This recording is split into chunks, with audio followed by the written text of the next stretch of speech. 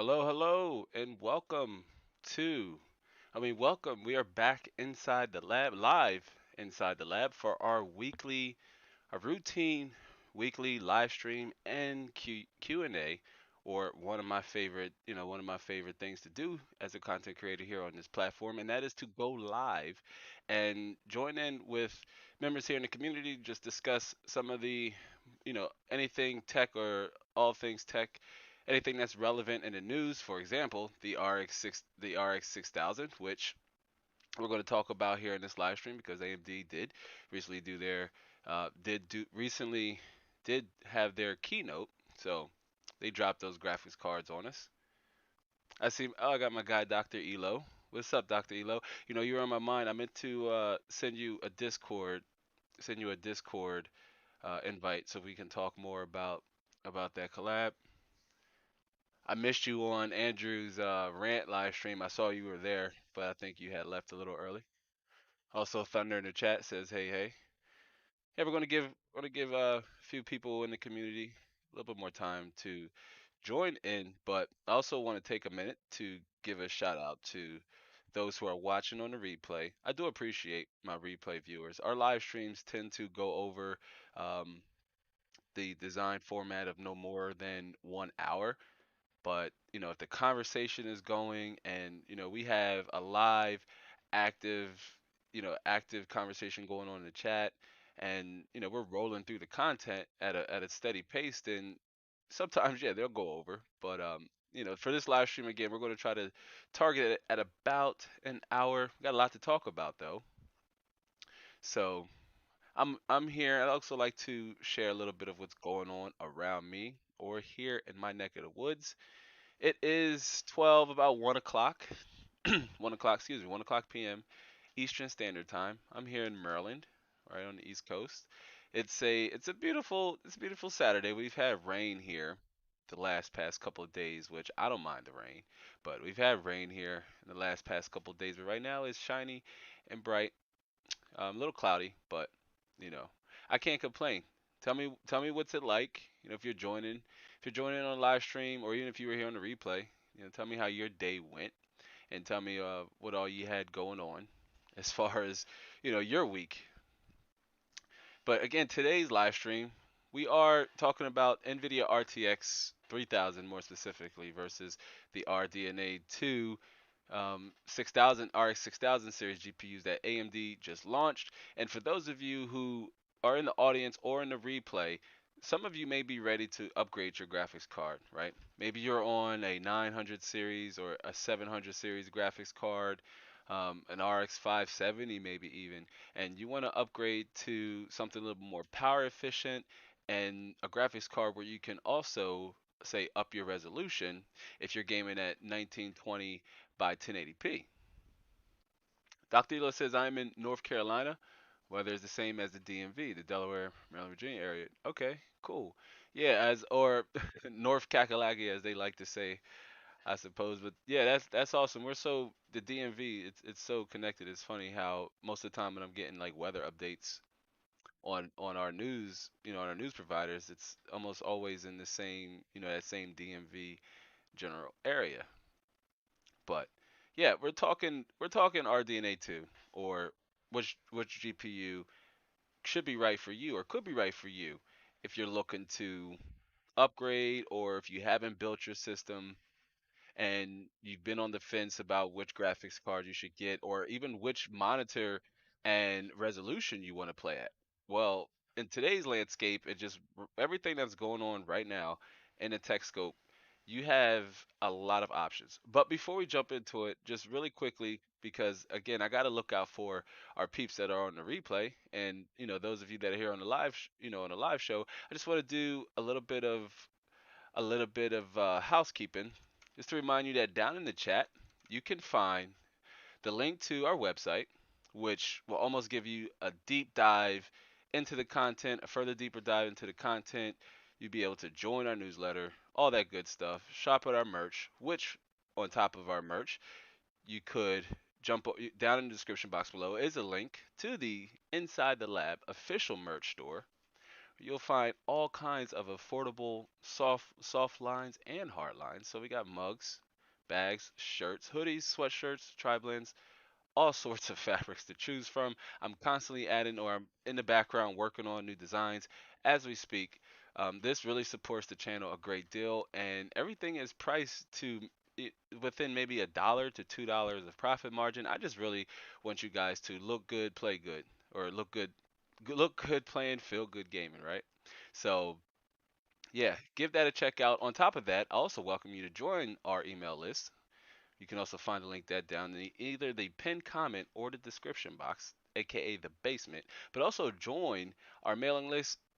YouTube's notifications are great at some things, and they're just other things they're not good at. Sometimes I even get notifications from creators who have already published a video some hours down the road, and I would get the notification. So not instantly when the video goes live, but a little down the road. But we're growing our community mailing list. It's free to sign up. I promise you not to spam you with any junk mail or aggravate you, and you're always welcome to unsubscribe at any time. As it stands or as it looks right now, I'm likely to send no more than 2 emails a month. One with a content, a future outlook on the content, and also just any major breaking news within the studio or on YouTube or with the channel.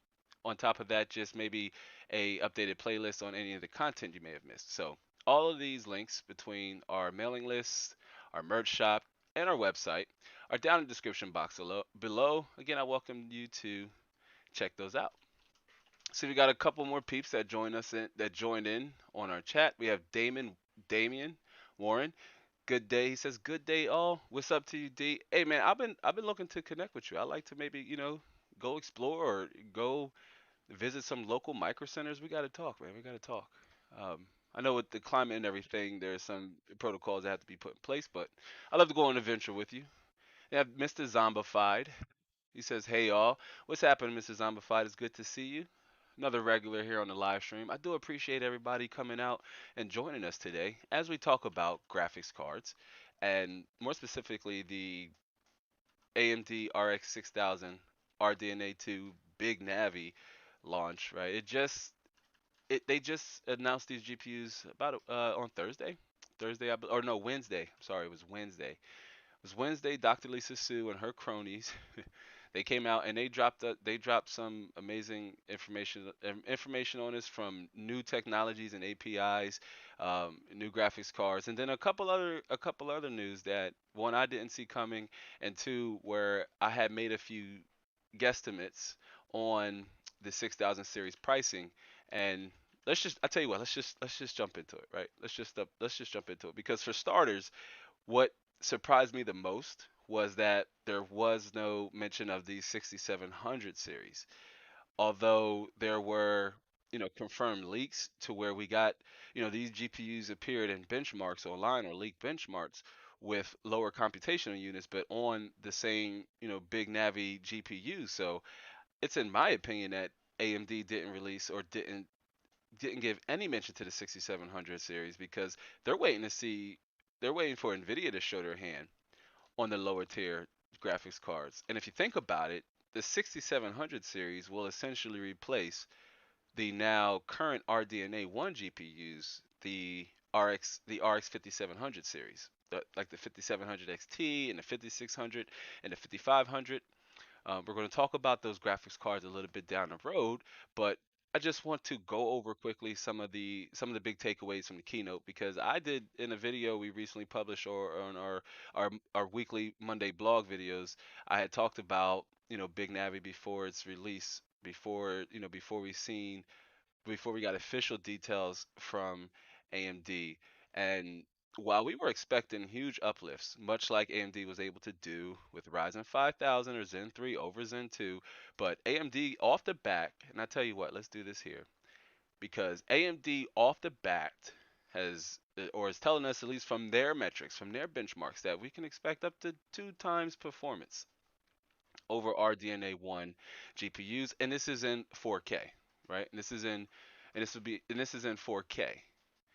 Damien says absolutely would be awesome to get schooled. Yeah, man, we're gonna talk about that and also talking. I want you, if you're here in the chat or if you came through on the replay, tell me what graphics card are you using, or are you interested in upgrading your graphics card to say something, excuse me, something a little more faster, something with a little more power efficient, where you can say upgrade from your resolution.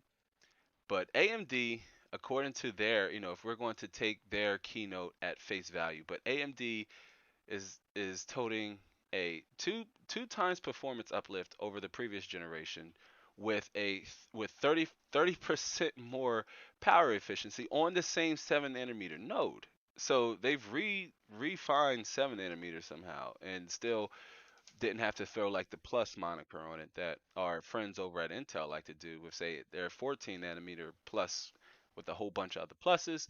I can't remember how many pluses that is, so I'm not even going to mention. But it's a lot.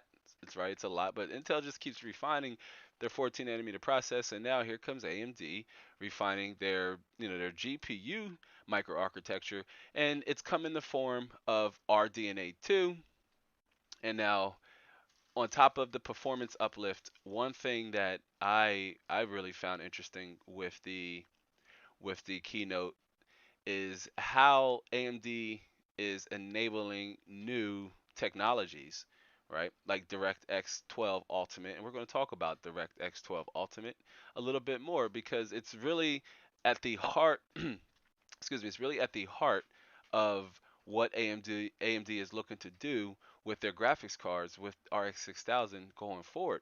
Not just newer technologies, peeps, just higher VRAM, and on top of that, Infinity Cache, right? Which is is exclusive to AMD, but essentially, Infinity Cache is meant to unlock more GPU, and more GPU performance.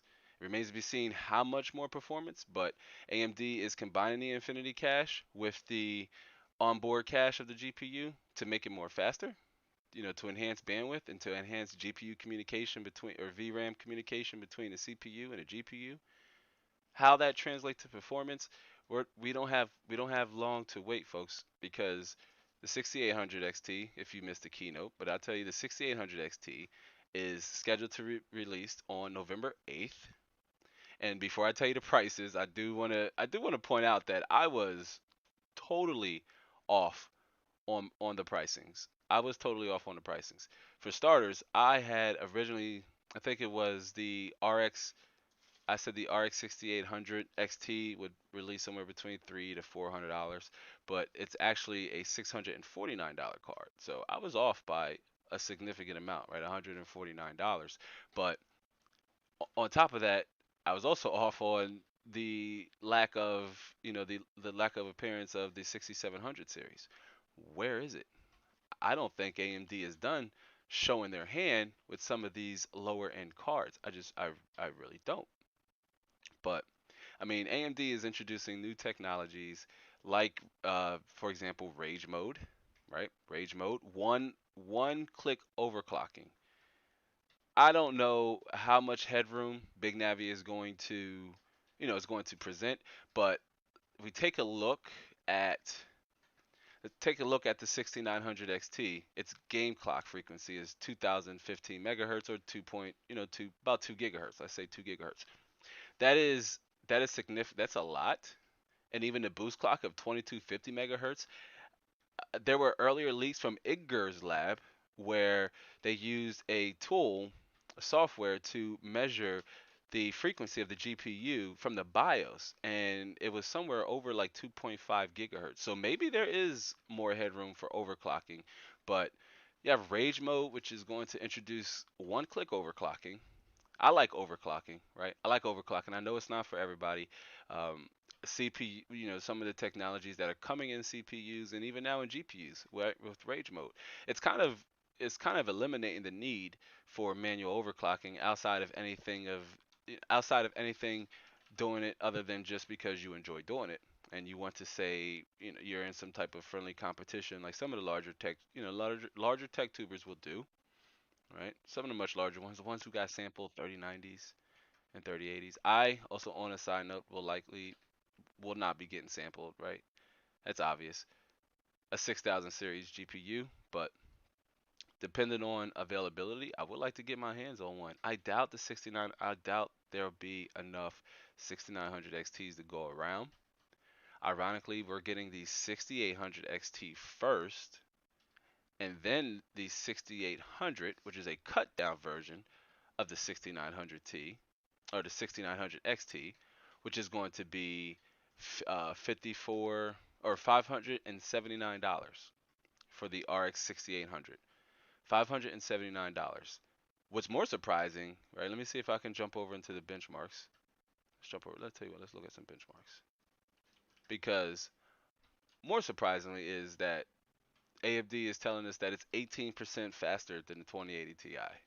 According to their benchmarks, in these specific games, that's important to keep in mind in these specific games. So one would argue that maybe these games were nitpicked by AMD, handpicked by AMD just because it favored their hardware. One would argue that case.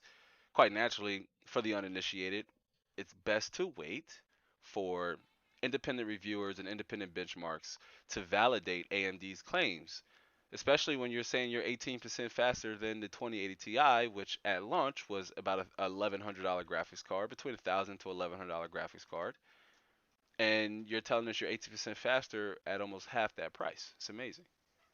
The Mr. Zombify says, I'm on a MSI RX 580, 8 GB armor, looking to pick up a 6800 XT or a 6900 XT for 4K and okay, yeah, I tell you what, is that would be a significant upgrade. I mean, the RX 580, is a decent card, right? I've recommended it in the past, especially for just like 1080p, excuse me, for 1080p gaming, and you want somewhere between 60 frames per second, 1080p gaming. When those cards came out, they were incredibly value for the money. They were a little hard to find though, but they were incredible value for the money. But that upgrade, into 4K, and even if a gamer would be interested in making a switch to 1440p, which is what I would recommend, I think 1440p is the sweet spot to PC gaming. That's my honest opinion. I game at 1440p, but I game at ultra wide, so it's 3440 by 1440p. I have a little bit more monitor real estate. We talked about this in last week's live stream, where the focus of the conversation was monitors, and so we talked about different monitors, talked about different graphics cards to pair with different monitors. And we talked about the graphics card that I use, or I'm sorry, the monitor I use, which is the MSI Optics Mag 341CQ. I love this monitor. I really do. And ultra wide gaming is amazing, but those extra pixels really do create this extra level of detail and immersion in your games. And when you can couple that with say like a 144 hertz monitor, 144 hertz VA monitor, or 144 hertz IPS monitor, when you can compare it with a high refresh rate and a graphics card that has enough horsepower to power that and to drive that resolution and that refresh rate, it's an amazing experience. It really is. And my monitor is only 100 hertz, but I play mostly single player games, right? I play mostly single player games, so I don't really need a high refresh rate. But so 100 is more than enough for me. But one thing I also wanted to point out with AMD's keynote with their GPU reveals, the 6900 XT having a slightly lower total board power is what AMD called it, or so total draw power. I'm imagining what that is. It had a 20 watt difference, or it's 20 watts less than the 6800 XT, and then with the 6800 pulling in only 250 watts or total board power. And that's amazing because for starters, all of these graphics cards are within, have the same power draw. And you compare that to the RTX 3090 power draw and the RTX 3080, they're relatively high. They're over 350. So AMD is really looking to capture the hearts of gamers who are power efficient, or they're power efficient conscience, and they want to take advantage of that lower power efficiencies because that's something AMD also offers, and their Ryzen 5000 with their Ryzen CPUs. They just have much lower power draw than Intel, but they all have 16 gigabytes of VRAM. I'm like, is that going to be the norm going forward? Because from the RTX 3090 all the way to the 3080, all the way to the 6700, they all have 16 gigabytes of VRAM, like all of them. And that tells me that that potentially the 6700 series will all just come with 8 gigabytes of VRAM. AMD may make 4 gigabyte graphics cards, the new the new 6 gigabytes. So we won't even have 4 gigabyte cards, or they'll be somewhere priced under $129, right? The new maybe RX 6500 will replace the 50 series of their graphics cards. So you have the 50, 60, 70, and 80, much like NVIDIA. But it's like those lower end cards could possibly come with configurations of 8, 6, and 4 gigabytes between 65, 66, and 6700. All at flexible price points and just driving an incredible 1080p gaming experience. Like if you're into 1080p high refresh rate gaming, that was something almost always gamers went to Nvidia for that. Not so much AMD, but AMD is looking to change, change change the community's perception of their graphics cards. As Dr. Lisa Su herself has said it during the keynote, that the community asked for high-end Radeon graphics cards, and they delivered with the $1,000 Radeon RX 6900 XT. As I believe it was Mr. Zombify, yeah, Mr. Zombify said this is a graphics card they consider an upgrade into between that and the 6800 XT and the 6900 XT. Both graphics cards, I mean, would be adequate because for starters they both come with 16 gigabytes of VRAM. It would have been interesting if AMD could have managed to find a way to pack the 6900 XT with a little bit more VRAM to maybe at least match the 3090, because 3090 has 20 gigabytes of VRAM. And according to AMD's benchmarks, it was slightly faster than a RTX 3090. But as some other members in the community, and I've seen this in group conversations in some of the groups that I frequent or that I'm in, but I've seen this in some of the group conversations that AMD did have, technology features activated like rage mode and smart access memory, or SAM memory. SAM, I guess it's just SAM memory. It's not SAM memory. It's smart access memory. But they had both of those coupled on, and according to AMD, if you enable both of those on 5000 series chipsets, you could get a performance boost of up to 18%. So that's something to keep in mind, that if you buy these graphics cards and you're not on the 5000 series chipset, you won't be able to take advantage of that newer API unless manufacturers get a BIOS update to enable it. But I'd still imagine you need to be on PCI 4.0. Still imagine. And so the way it's looking, the 6900 XT, $500 less. While it may not be the graphics card for content creators, because that those chops essentially still go to NVIDIA. NVIDIA still makes a superior content creation and graphics card for intense and extreme 3D renders. That still goes to NVIDIA unless AMD is able to change that with NAVI. But as most people pointed out, AMD, they cut corners. They saved a little bit by not using GDDR6X memory. They just use GDDR6. So the faster memory could help in most applications and in most games. And that leads me to believe that we could see a refresh of 6000 series GPUs at least maybe 6 or 7 months from now. The Mrs. Zombify says it looks like the 6800 XT is the sweet spot. It's looking like it at $649. And originally I had said it would cost somewhere between $300 to $400, and I was way off, right? Like I was way off. But at $649, it is faster than the 3070, and it has twice as much VRAM. Now here's the thing: AMD could win simply in terms of if they're able to meet supply and demand. It's at least marginally better than what Nvidia had to deal with the launch of the 3080, the 3090, and here now the 3070, which I checked before the live stream, still out of stock, right? It's still out of stock. And for those who don't know, Nvidia had switched they gave exclusive selling rights to Best Buys. So when you go to their website, you click on check availability, it just takes you to Best Buy's website, and the cookies matches you to the closest nearest stores by you, and it's based off availability and on these stores relative to your area, and they're all out of stock. They're all out of stock. They're out of stock on Newegg. They're out of stock on Amazon. They're out of stock everywhere. NVIDIA CEO Jensen, he's come out and he's already said that we can expect stock to stabilize across the product stack, across the whole entire 3000 product stack, not until sometime next year.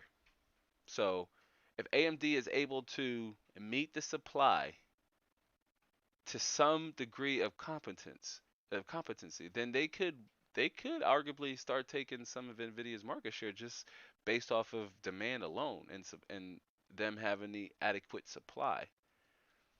Because these graphics card, the 6800 especially is priced incredibly competitive for it to be 18% faster than the 2080 Ti.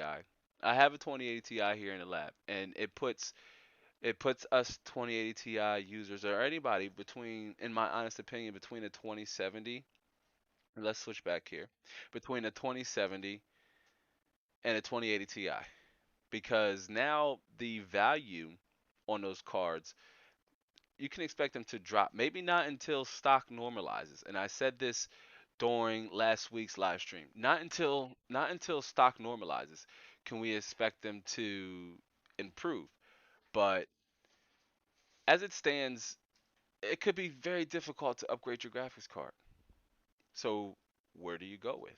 If you're on a 900 series, or we had a member here in the live stream, I believe it was Mr. Amplified, RX 580, right? If you're ready to, like I said, upgrade to 4K, not really going to get it done with the 580. It does have 8 gigabytes of VRAM. Your model has 8 gigabytes of VRAM, but it's just not fast enough. GCN and that Polaris architecture, it's a little outdated. It's a little outdated, especially for 4K. You could run 4K, but for you could maybe get a 1650 Super, and you would get maybe similar performance, but a slightly faster graphics card, lower VRAM, but more VRAM does matter when you're gaming at high resolutions, and especially when you start to crank up the detail. And speaking of cranking up the details, that's something we were able to do with a 2080 Ti, especially in resolutions like 1440p. But now the 6800 at $579 tells us that, well, if we want more performance, or if you want to upgrade your monitor, right, to say like a 144 hertz monitor, and you're looking at that 6800, you could possibly pair that graphics card with, say, a $300 2560 by 1440p 144 hertz, let's say vertically aligned panel or VA panel. Mess around with your settings a little bit, enable FreeSync 2 especially, and you're going to get a smooth experience. That's something I left out purposely on last week's live stream, was to talk about it more here, and that was the relevancy now of FreeSync more than ever.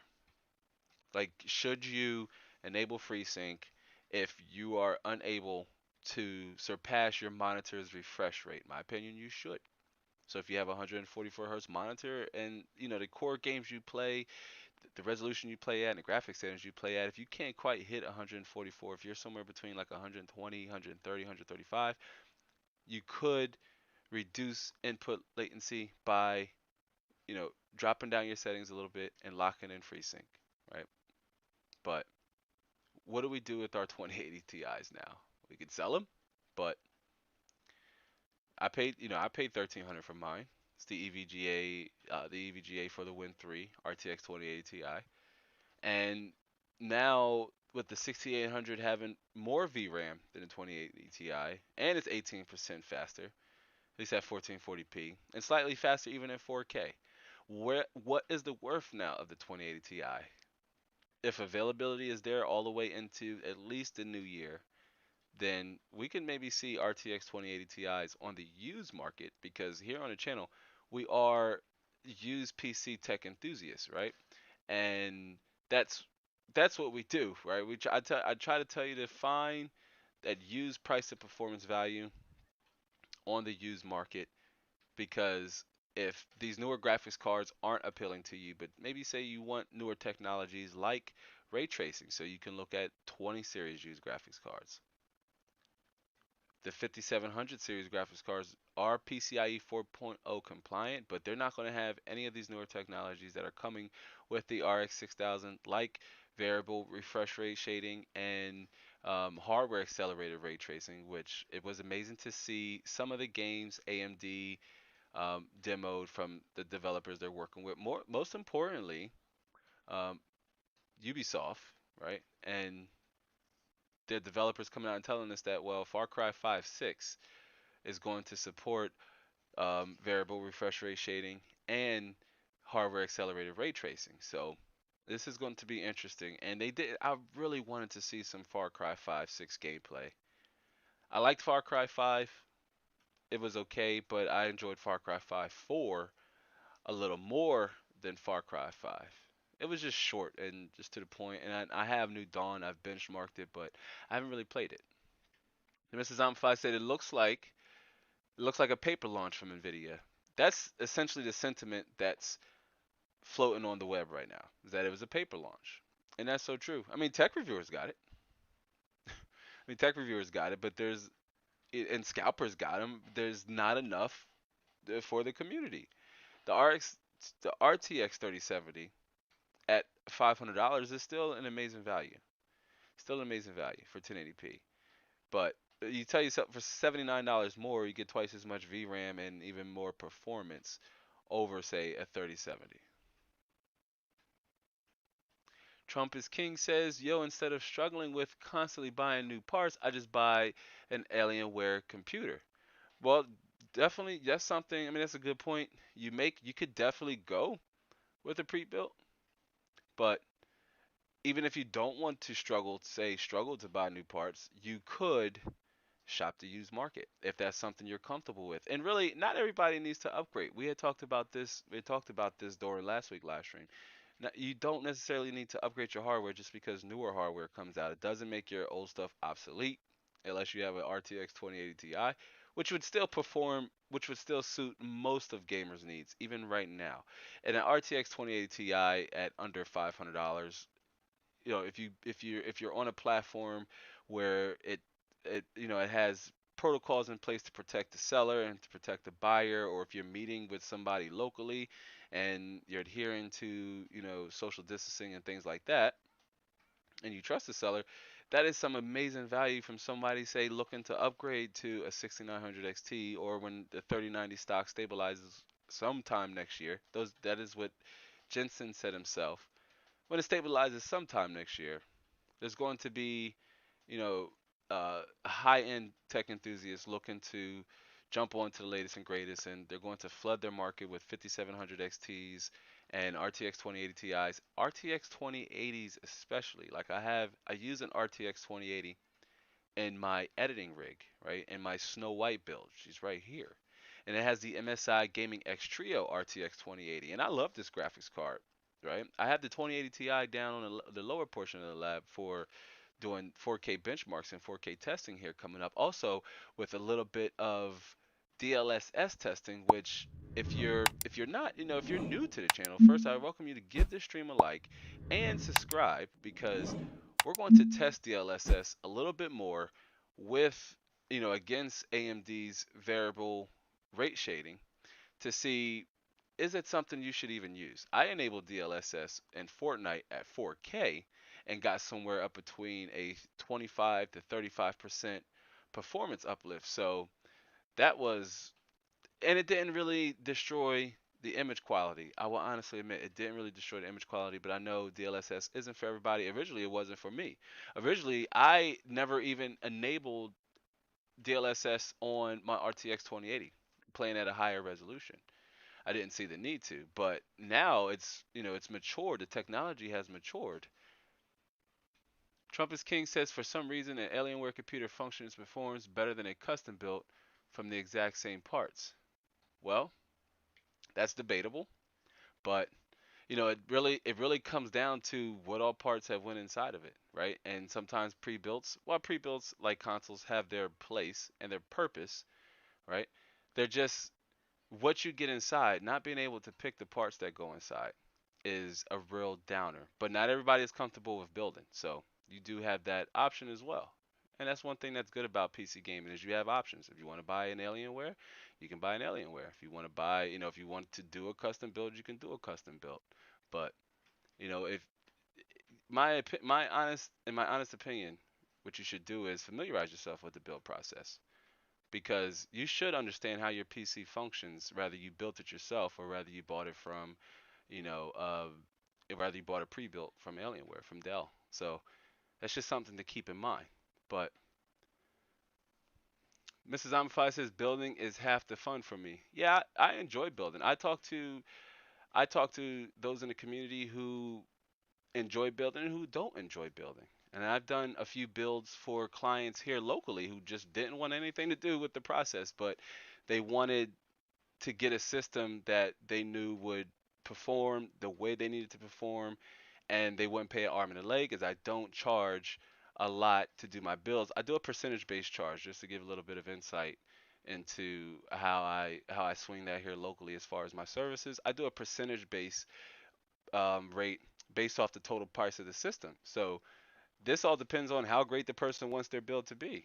You could have a custom built computer that's equal to an Alienware computer at a lower cost, but you have to find a trusted builder. There are some online or even locally, right? If you're here in the States or abroad, which if you are abroad, please tell me. I love chatting with our friends all over the world. It's one of my favorite things here on the platform is just being able to just talk and network with different people all over the world. But what to just moving on here with the show and talking about a few of the upcoming games like Cyberpunk 2077 and Call of Duty Black Ops Cold War, just to name a few. I know there's more, but off the top of my head, those are the two of the biggest ones that come to mind first. And everybody's been waiting for the release of Cyberpunk 2077. It was recently delayed again, and I had caught wind of some reports to where Red Key was getting CD Project Red Key was getting like death threats. Their employees were getting death threats, and that crap doesn't jive well with me. That's not okay. Like these people are, these men and women are like just like us, like everybody here in this live stream, and other gamers. They're just like us. They have families. They have obligations. Right? This is their job, and let let he who's never had any tribulations at work cast the first stone, but come on. That's not okay. These people have lives and things too, so it's not that serious. And a delayed game, we know it's coming, but if you want to prepare yourself for that launch and say your graphics card doesn't meet the minimum, the requirements, even to play some of the other popular games like uh, Microsoft Flight Simulator, for example. Playing games like Fortnite and Apex, you can play those on potatoes. You really don't need a beefy GPU. But for higher resolutions, which it looks like these games all or these graphics cards, I'm sorry, tend to favor. They tend to be 1440p plus games. And in fact, if I'm not mistaken, AMD didn't even show us any 1080p numbers. They just told us it was a 2x performance lift versus RDNA 1. So if you're looking to play these games at this resolution, or you're looking to upgrade from 1080p, like we had a friend here in the chat, I believe it's Mr. Zombify, said again, wants to switch from to a 4K up to 4K. Now you have the options more than ever. They are here, and even for some of the older games that I recommend playing at that higher resolution, games like The Witcher 3, right? If you haven't played The Witcher 3, if you were like me, and I just recently got into playing The Witcher 3. But if you're like me and you just played The Witcher 3, it's an amazing game. It's something I recommend you play at 2560 by 1440p. Another one I like too, Dying Light. Dying Light is is an amazing game. It's really immersive, and playing with that extra level of detail a just gives a really interesting style of play in the game. But it was super nerve wracking, super nerve wracking. So all right, I tell you what. Let's jump over into our favorite place to go That's PC part picker. See, Trump is King says approximately how much would it cost to build a computer with Series X parts? Series X parts.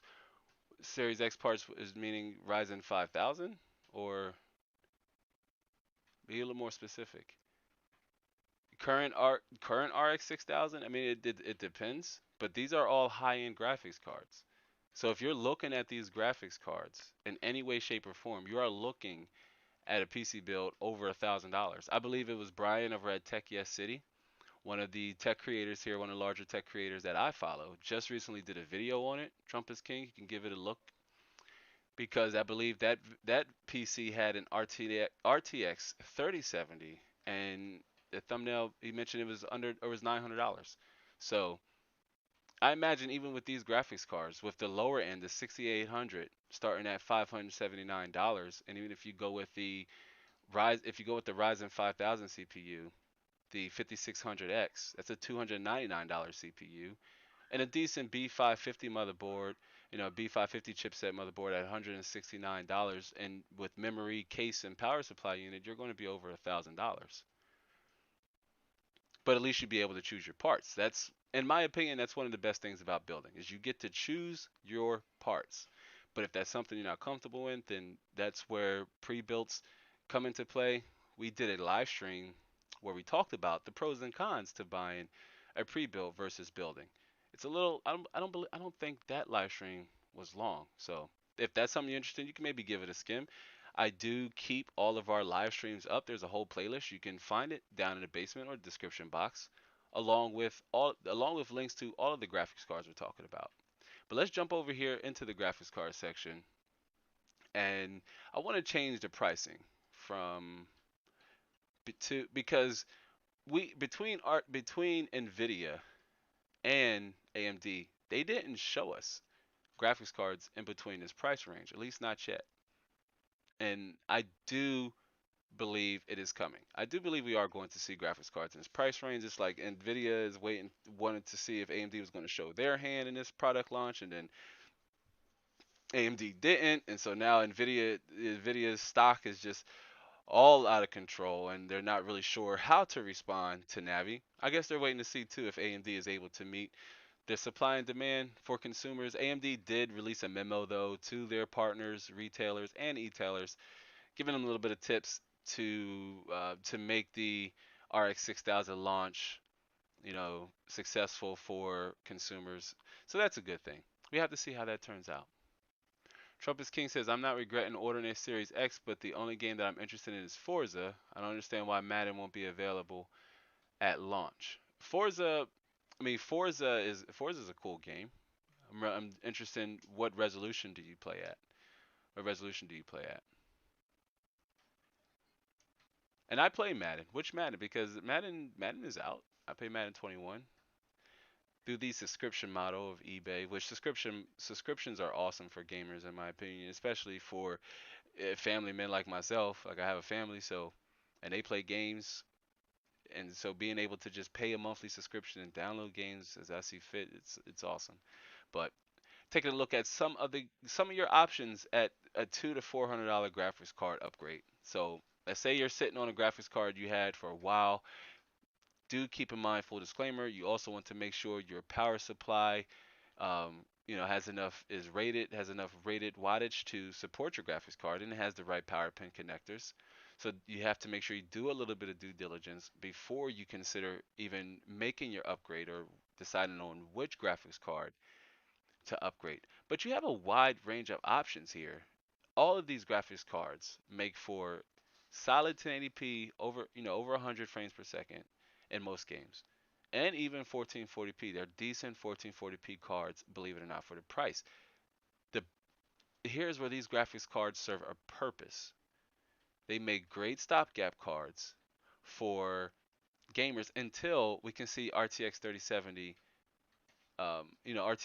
stock stabilizing and RTX 3080 stock stabilizing and 3090 stock stabilizing. But most importantly, if AMD does run into a supply chain issue like NVIDIA did, then what direction should you go?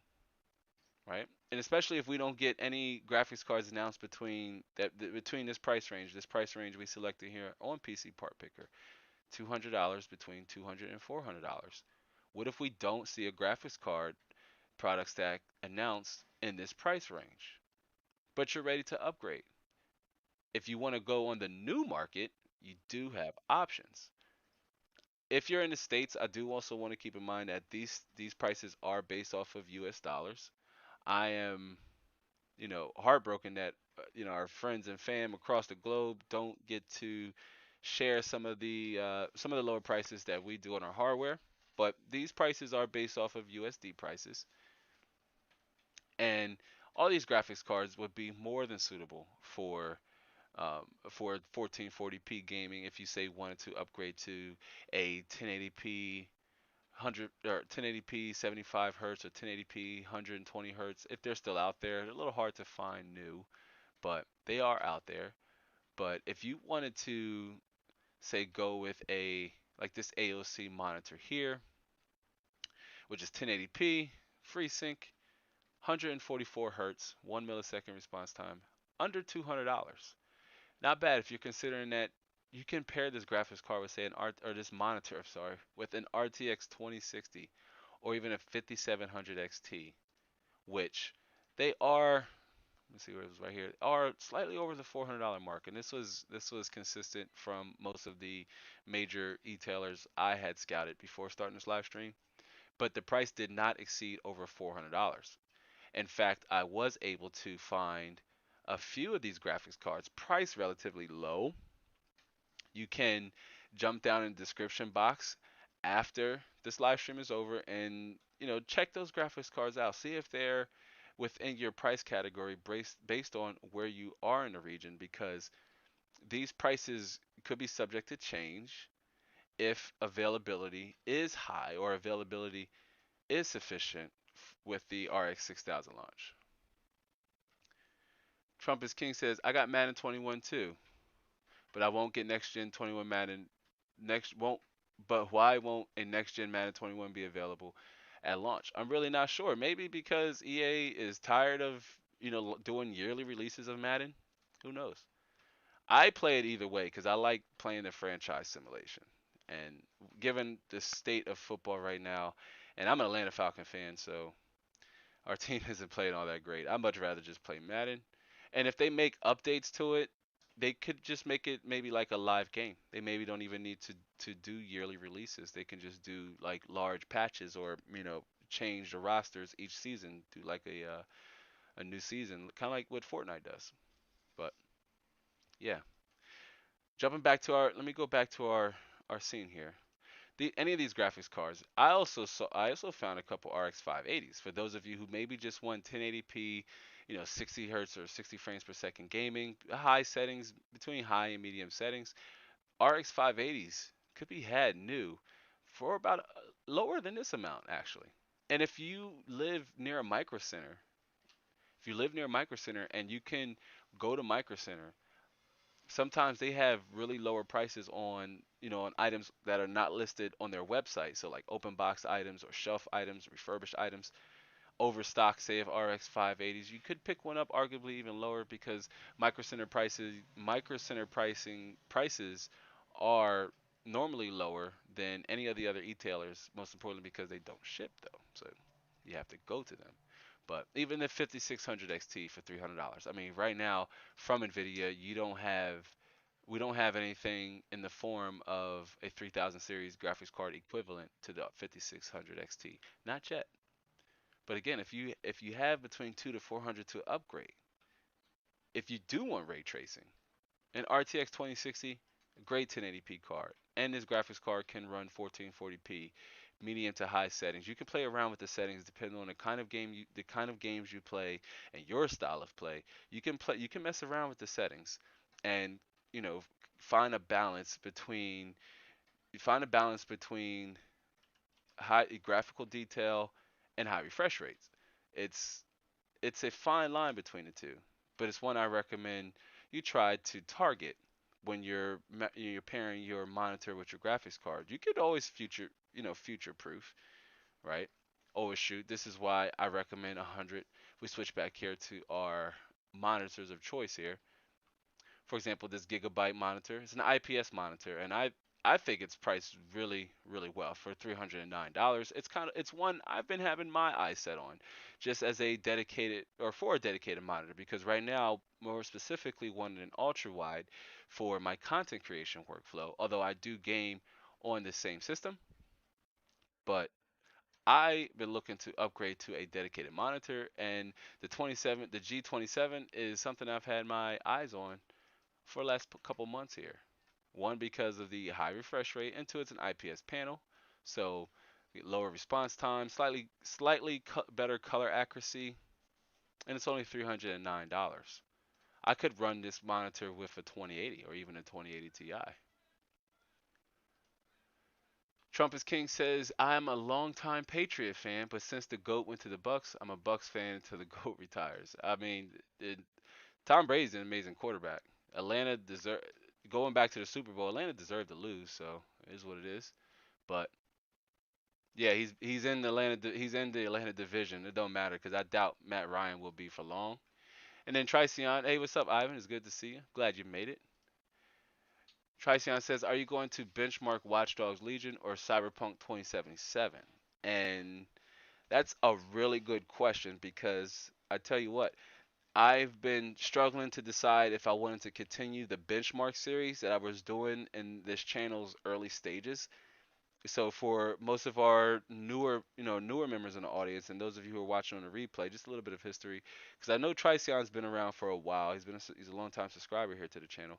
But early on, I did 3440 by 1440 benchmarks in a benchmark series here on the channel, and it was just a benchmark. It was just a gameplay with some performance metrics, and I wasn't in the video. It's something I stopped doing once I started to niche down a little bit, but I decided going back to it to the point to where I was going to raise a poll here on the community tab.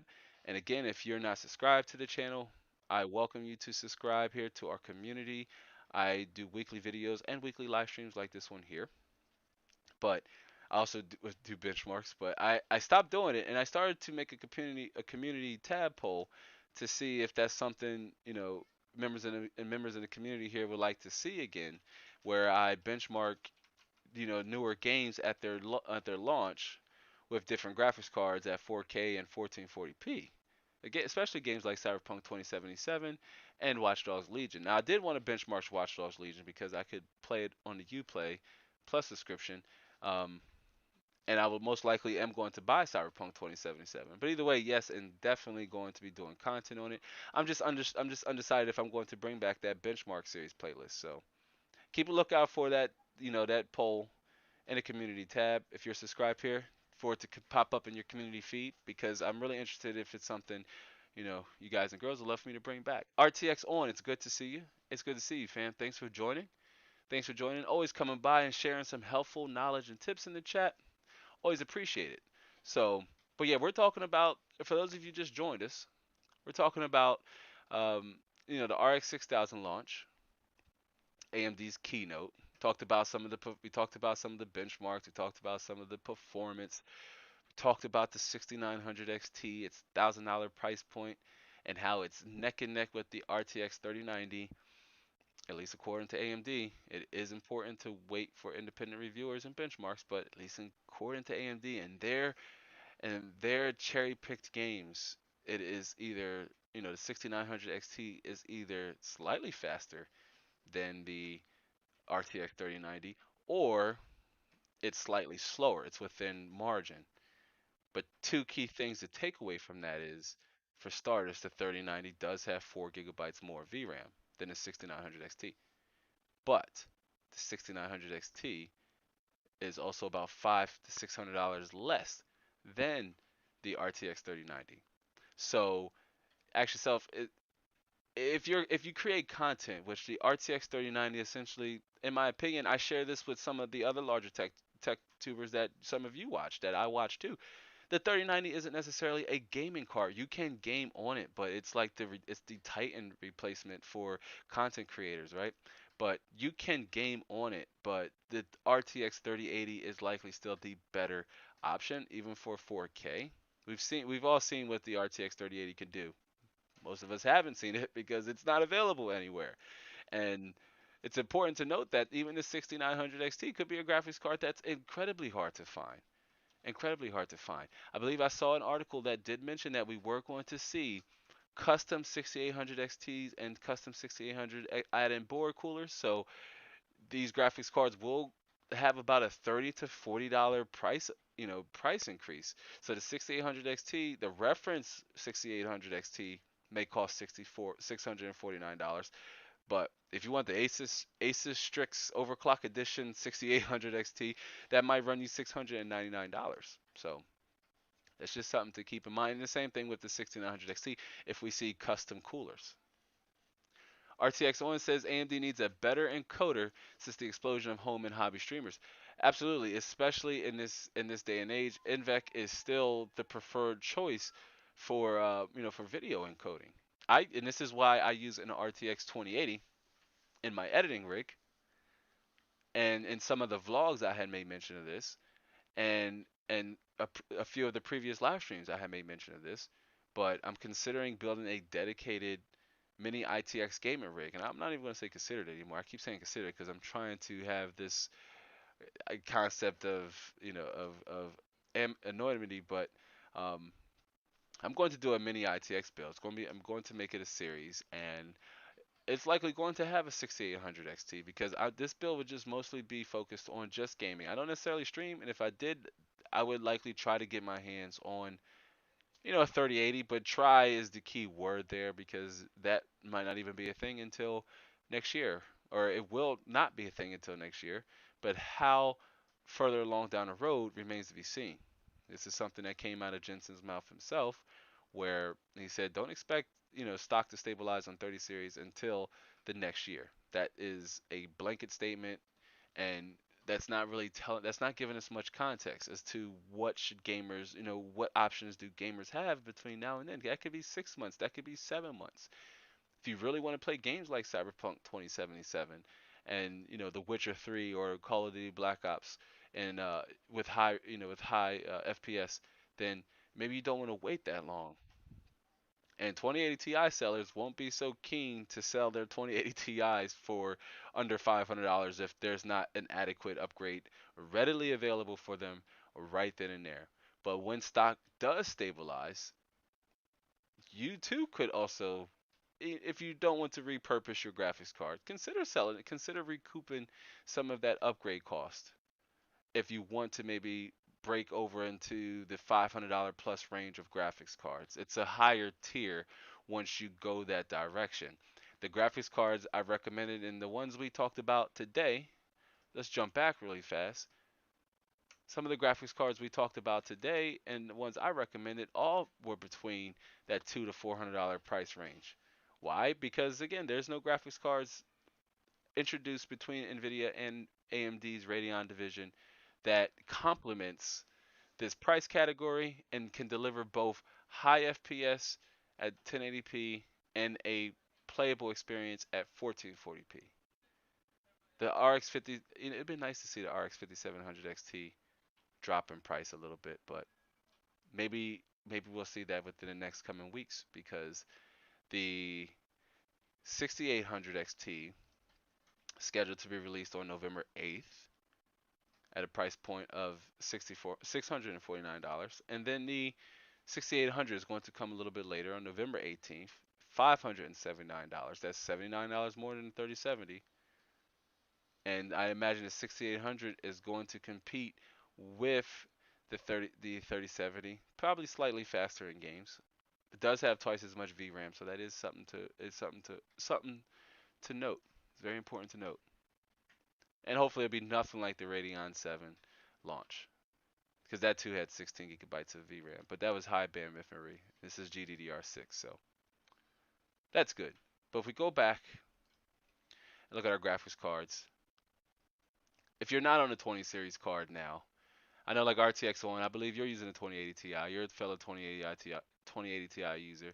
Triceon, if you're still here with us, tell me what graphics card you're using. I believe it's a 2070. Um, Trump is King, tell me what graphics card you're using. Tell anybody in the chat, or even if you're here on the replay, tell me down in the comment section below, or tell me that now here in our live chat, which graphics card are you using? I know Mrs. Zombified is using a RX 580. They have their eyes set on a 6900 XT.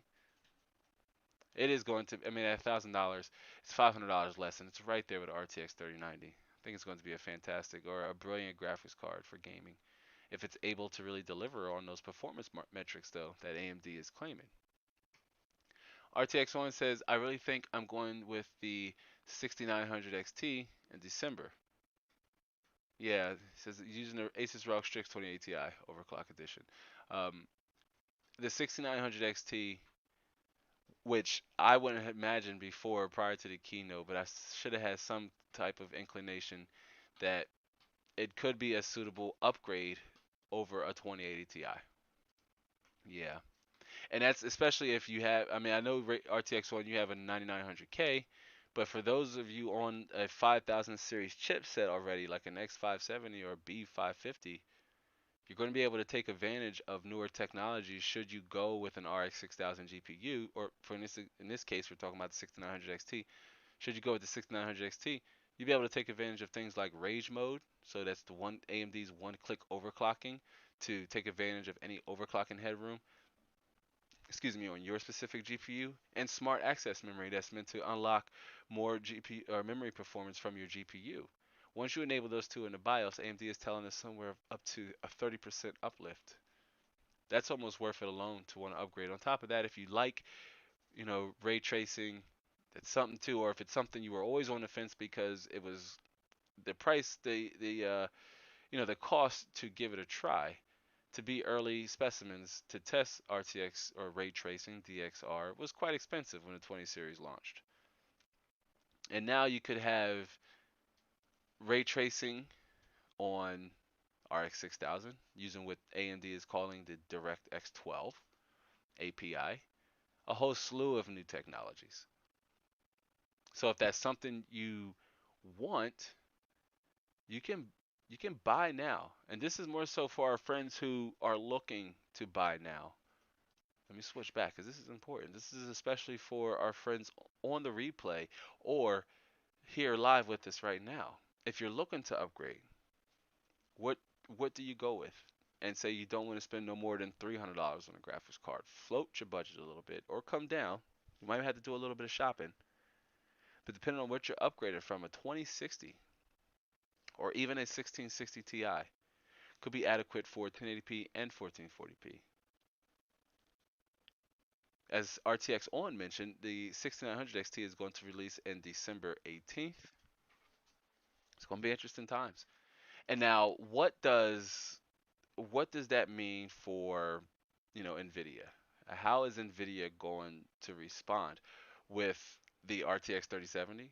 It's a $499 reference card. Yes, it is. It is. It is. It's slightly, faster, slower than the RTX 2080 Ti, depending on the game. A lot of variables to factor in, but the biggest, most important factor is that it's out of stock. It's not available. Should the 6800 launch with, with high stock and availability for gamers at the 540, scalpers don't jump in and a $549 graphics card is scalped up to like $700 or to something to like, because that's what we're seeing with 3080s. I mean, they're like $1,100 and $1,200. It's like a $200 to $300 markup with scalpers. It's crazy. Scalpers are no bueno. But the 6800 is going to be slightly faster than the 3070. It's going to cost $49 more, but you're going to get more VRAM. So 4K gaming, if that's something you're interested in, you're going to have plenty of headroom to work with. I want to see how AMD, uh, how RDNA 2, how will RX 6000 series fare in content creation workloads, right? Or like RTX On mentioned, how will their encoder fare for streamers, right? For hobbyist streamers and even professional streamers. Will it be enough to make them switch? I don't think so, right? I don't think so, but I think this is this is a start of something something special for AMD with their first with RDNA too, because like they mentioned in their keynote, they're still well on their way from RDNA 3, right? So they're not AMD is not done. Chris Skulkup says hi everyone, or Stokup. We call him Chris. How you doing, Chris? It's good to see you. I'm glad you made it. Another regular here on the live stream. That's awesome, and I see we got a few more people who've joined in. Do remember to give this stream a like if you're new to the channel. I welcome you to subscribe. We're talking about graphics cards, upgrading your graphics cards. Which graphics card is right for you if you're looking to upgrade and make that GPU upgrade and you have a budget of between $200 to $400, and in a hypothetical situation that we find ourselves in as PC gamers, some of the latest and greatest, the best technology, at least from Team Green, from NVIDIA, not available. 3070 launched, and it was a paper launch, right? Like somebody mentioned in the chat, it was a paper launch. It's a paper launch, and the 3080 and 3090 still non-existent. Ginseng said, don't expect stock to stabilize until 2021. What do you do if you're on a 900 series, 700 series, 400 series AMD Polaris card, or 500 series Polaris card? You're without a graphics card altogether, and you picked out your CPU, your all your core parts, so your motherboard and your CPU. You know your platform, and the only thing that's holding you up now is, well, which graphics card should I get to? Or like I see Dr. Elo says, what's a good upgrade for my Gigabyte GTX 1050 4 GB overclock WindForce? That's a good question, Dr. Elo. I'm going to say you likely use a 1080p panel.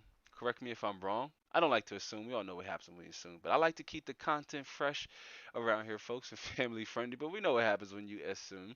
But I'm going to go ahead and go on the women say you game at 1080p at 1920 by 1080p. I'm going to say your monitor is likely at least a 60 hertz panel, as which is the standard, especially for entry level PC gaming or entry level content creation.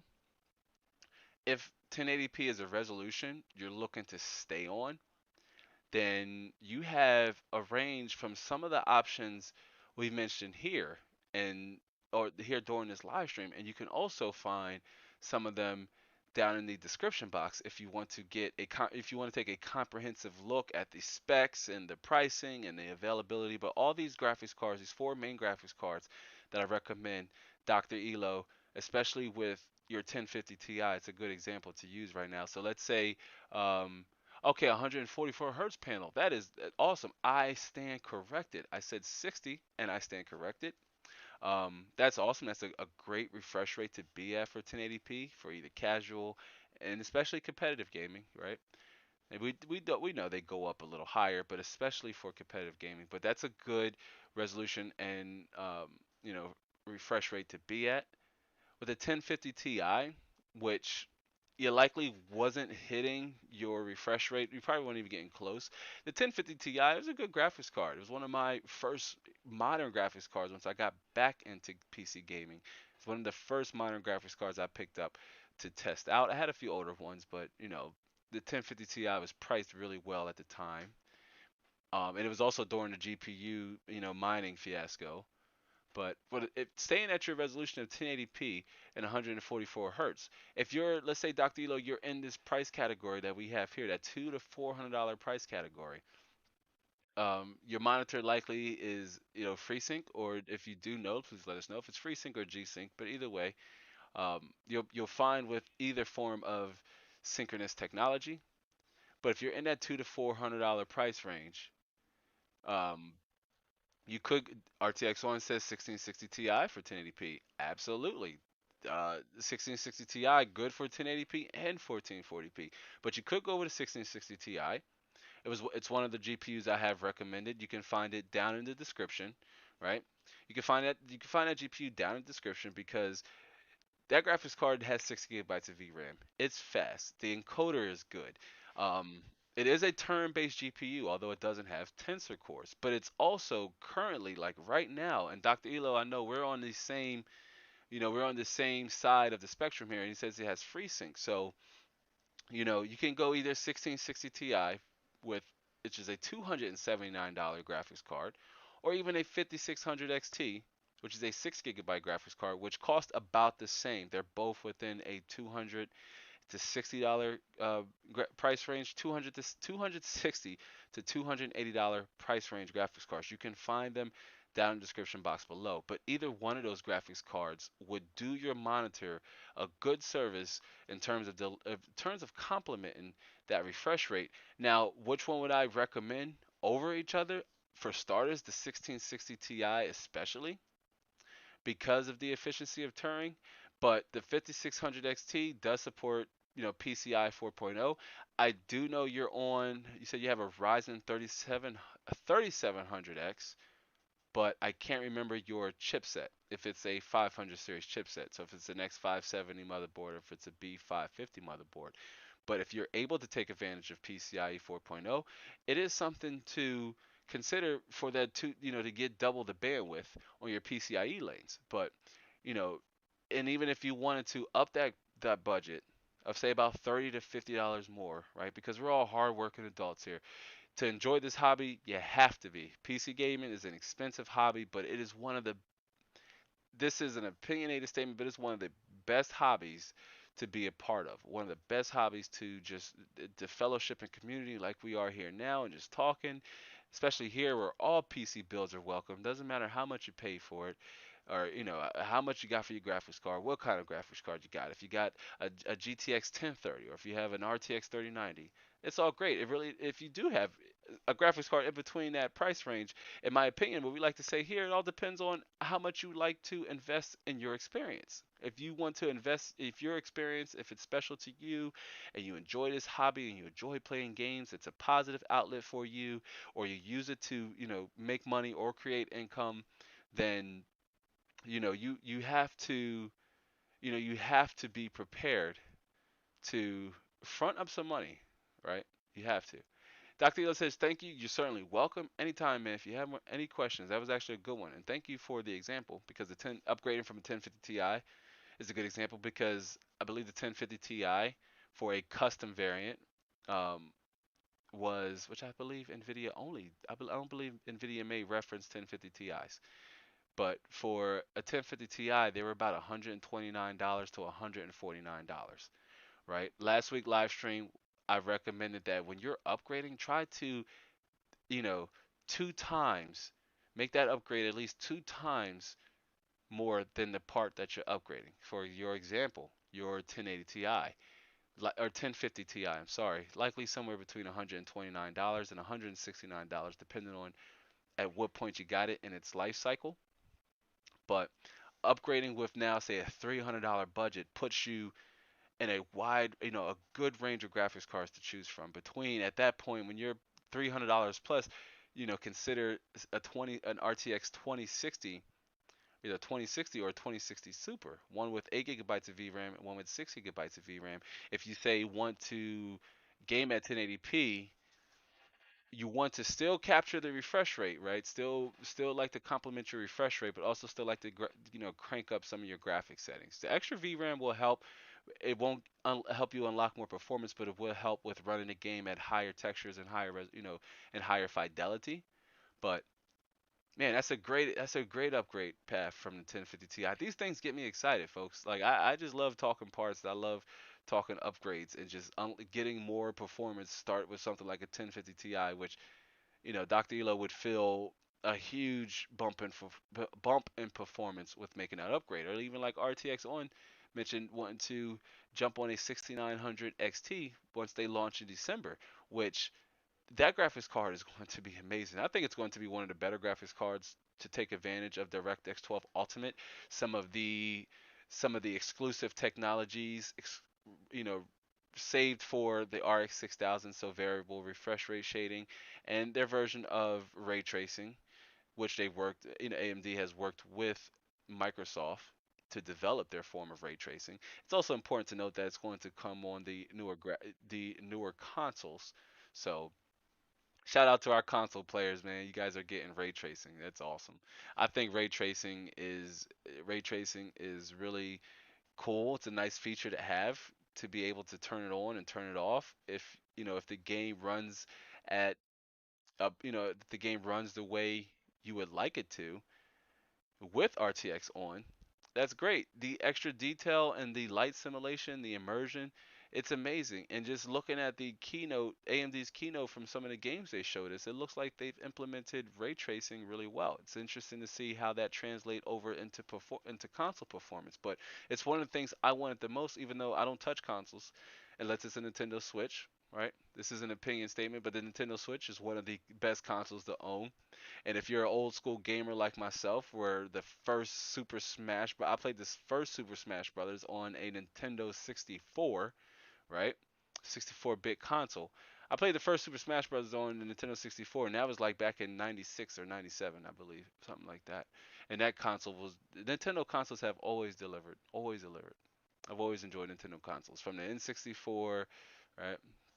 But yeah, RTX One says RTX looks good in Watch Dogs Legion, but DLSS is poop. We were talking about DLSS earlier in the live stream, and you came to mind because I had made mention that it's not for everybody, right? DLSS, and it is hit or miss. I will honestly admit, but and I prefer the native resolution too. Like I prefer the game to run in its purest graphic fidelity possible. But I have been experimenting with DLSS here, and it's something I want to experiment with a little bit more. Although I know it's not as welcomed in the community. Not quite yet. Not quite yet. And now AMD is offering their version of DLSS with VSR. So, how they're saying that they can render faster.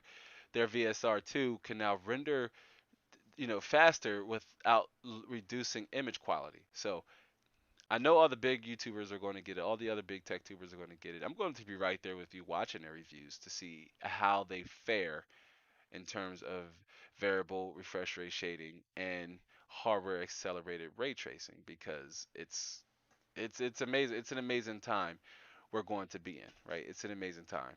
It really is, especially with the RTX, especially with the RX 6900 running at a frequency, a clock speed of over 2.2 gigahertz. Like wow, that's the boost clock. But even the even a 2 gigahertz base clock frequency, that's saying a lot for AMD. It really is. Like RDNA one wasn't getting, didn't have much headroom, especially in terms of overclocking, just not at all. And the fact that they're able to keep it power efficient with the 300 watt total board power or total draw power. I believe that's total draw power. AMD likes to call it something else. But yeah, it would have been nice to see the 6900 XT though again, even at $1,000. AMD could have really capitalized if they could have dropped 20 gigabytes of VRAM into the 6900 XT. Just even for marketing purposes, having the same amount of VRAM at a card that costs less, on average $500 less, and is right on the heels of performance, and has the same amount of VRAM. AMD could have capitalized on that.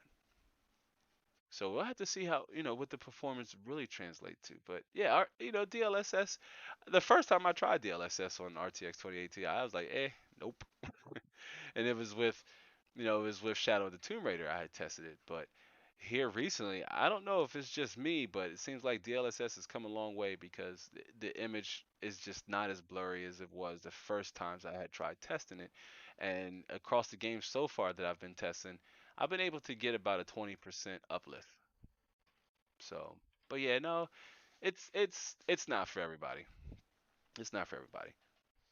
But even with Dr. Elo and a few other friends who shared their upgrade paths with here in this chat, whether you're looking to make like a higher end upgrade to say the 6900 XT, or you're on a lower end 50 series card, either on NVIDIA or NVIDIA side. Let's say you have an RX 550 series graphics card or an RX 570 4 gigabyte. Those cards were under $200 at launch, give or take, depending on the cooler variant and the add-in board partner, depending on who you bought it from, depending on the manufacturer. But if you're ready to upgrade now, because those cards probably are feeling a little heavy in terms of running some of these newer games that have come out already and that are getting ready to come out. RTX One says, gotta wonder, with NVIDIA holding 65 to 70% of the gaming scene, at least on Steam hardware server, you think a large number of users will change on AMD? Or maybe just out of frustration with NVIDIA? I mean, that's a good question. I too like looking at the Steam hardware survey. I understand the argument most people make against it, that you can opt out. It gives a good idea of what hardware users are using. Although most Steam users can opt out of it, I still look at it too. But I will acknowledge that it's not as comprehensive as we want it to be, because it's not by default automatic. But you know, I think AMD could take some of that market share if their graphics cards are just available. And even if some gamers are on older NVIDIA hardware, because you can also on Steam survey, and let me see if I can pull it up. But you can on Steam survey you can break it all the way down to what CPU users are using, and what graphics card they're using, how much RAM they're using, all those things. So you can get a um, nice outlook into what gamers are using based off of the Steam survey. I'm sorry, because I want to jump over here to the trading scene, because I was able to pick it up, and this might be a little hard to see, so I'm gonna try to make it a little bigger for you. But as we see here, the most common, oh, make it smaller. Nah, I can't see it. Okay, so most common graphics card, really not surprised here. Between, I mean, a 1060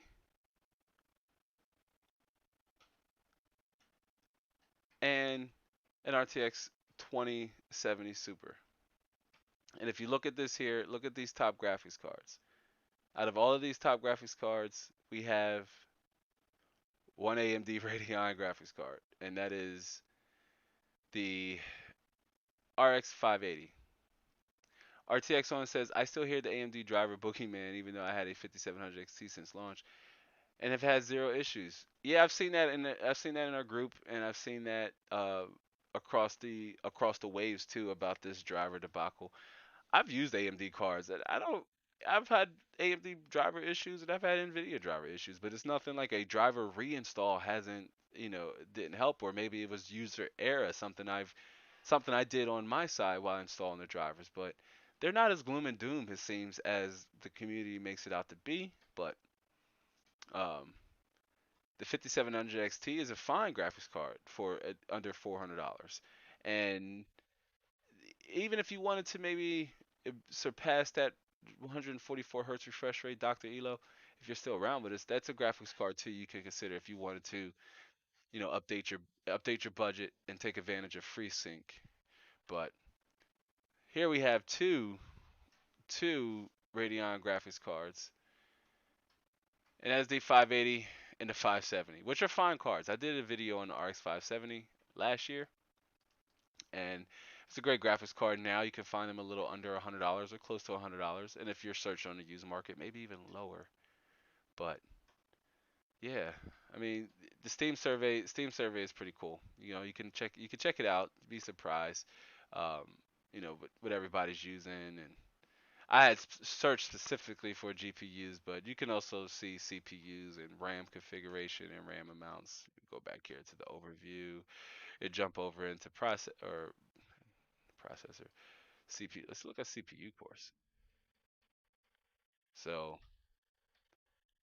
8 core CPUs killing the game right now, along with 4 quad cores still. Dr. Elo says an RX a 570. Yeah, the RX. Are you referring to the graphics card, Dr. Elo? RX 570. But yeah. So I mean, check out the Steam hardware survey. A lot of interesting things you can look at. OS, system RAM, um, all, so many different variables. You find yourself lost in it. I'm not a big numbers guy. Like, I'm really not. Even though I do benchmarks, looking at analytics and things like that, I'm not a big numbers guy. But yeah, you have choices. I mean, these graphics cards, look it up. Don't take my advice at face value. You can always look up, read up on it, look at benchmarks, right? The 1650 Super is a decent 1080p card. I did a video on this graphics card here recently, right? It's titled the best GPU under graphics card in 2020. It's under $200 for a reason. It was under $200 at the time. It's gone up a little bit, right? It's gone up a little bit, but it only has 4 gigabytes. But it's a decent card, and it ran, most of the games that I tested really well. Dr. Elo says yes, an RX 570. Okay, is that something? Is that a GPU you were interested in upgrading to, Dr. Elo? The RX 570, um, that too has 4 gigabytes, like the 1650 Super, but depending on what they're going for, which let me see if we can jump over here. Let's jump over to eBay really fast. And let's see what RX 570s, and we're going to stick to 4 gigabyte variants because there are 8 gigabyte variants.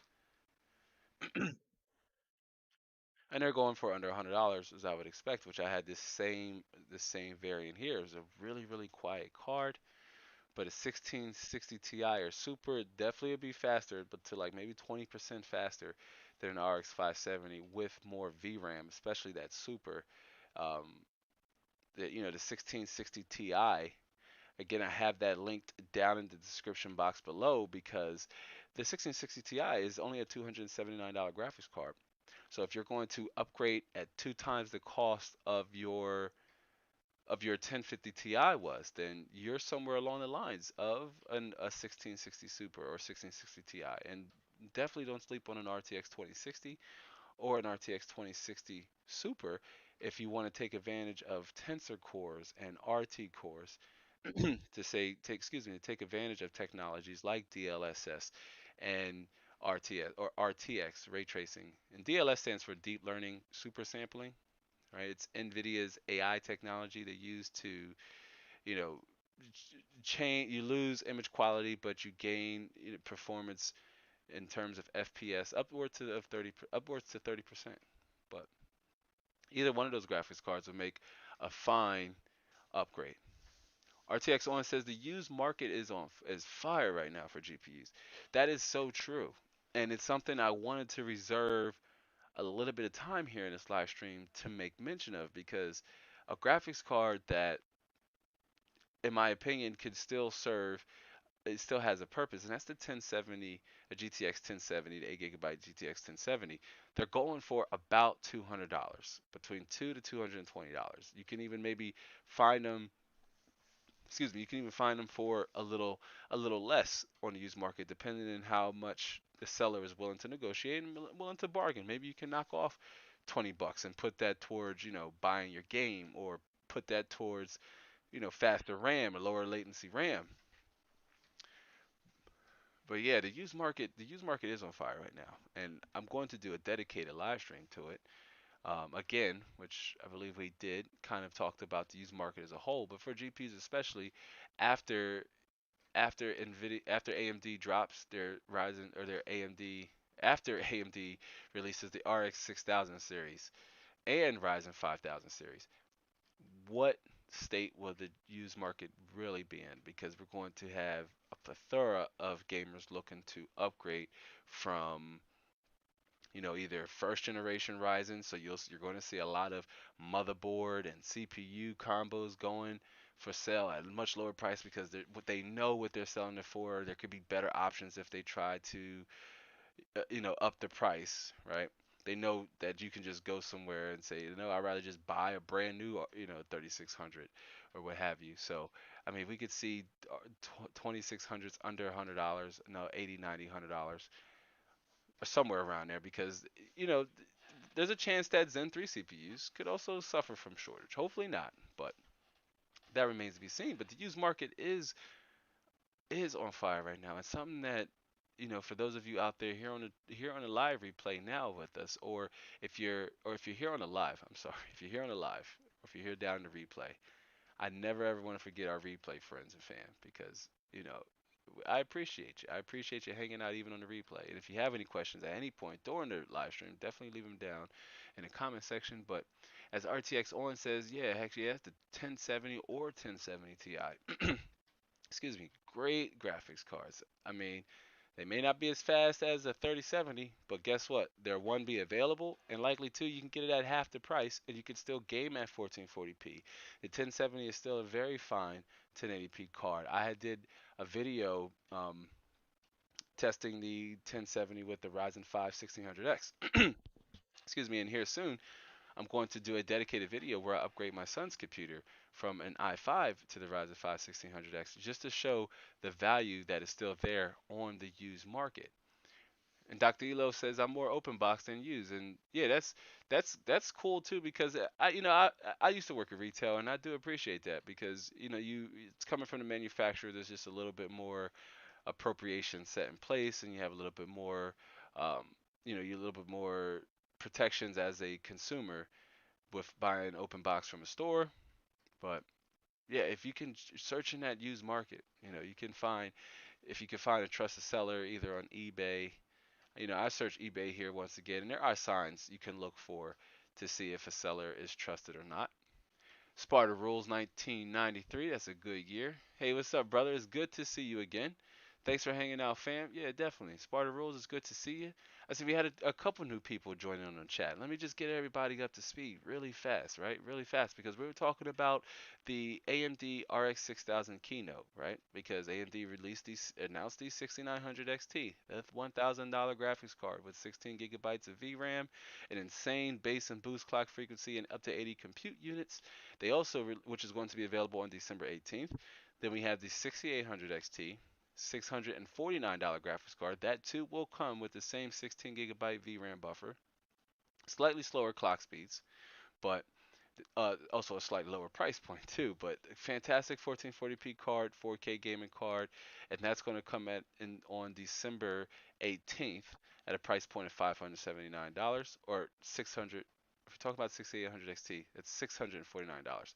The 6800, the graphics card that I think is going to be great for budget gamers who want to upgrade and they're ready to upgrade their resolution or they're ready to maximize their frame rate. And that is the 6800 because the 6800, again, if we're going to take AMD's numbers and AMD's benchmarks at face value, the 6800 is up to 18% faster than the 2080 Ti at 1440p.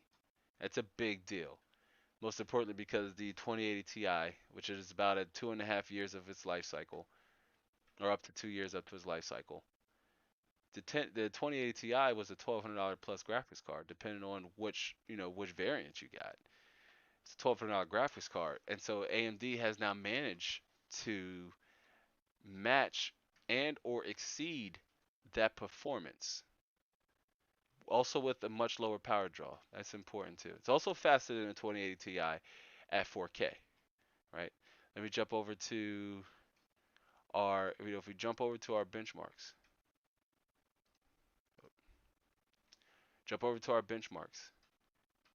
Again, do want to point out AMD had smart access memory enabled. So slight benefit there, which interesting enough, they didn't have rage mode enabled, which their benchmark slide for the 6900 XT did show that it had both plus smart access memory and plus um, rage mode enabled to get their performance benchmark numbers against the RTX 3090, but the RX 6800 just had smart access memory enabled. So it could have got up to maybe a 10 to 15% boost alone on that 5000 series chipset option enabled on the BIOS. But in these games handpicked by AMD, these 11 games handpicked by AMD, shows that the 6800 is superior to the 2080 Ti, and it's going to cost less. RTX Owen says, I've seen the 6800, or was it the 6800 XT, got 16,700 points in Time Spy. Yes, in graphics score, best I can get is 16,200.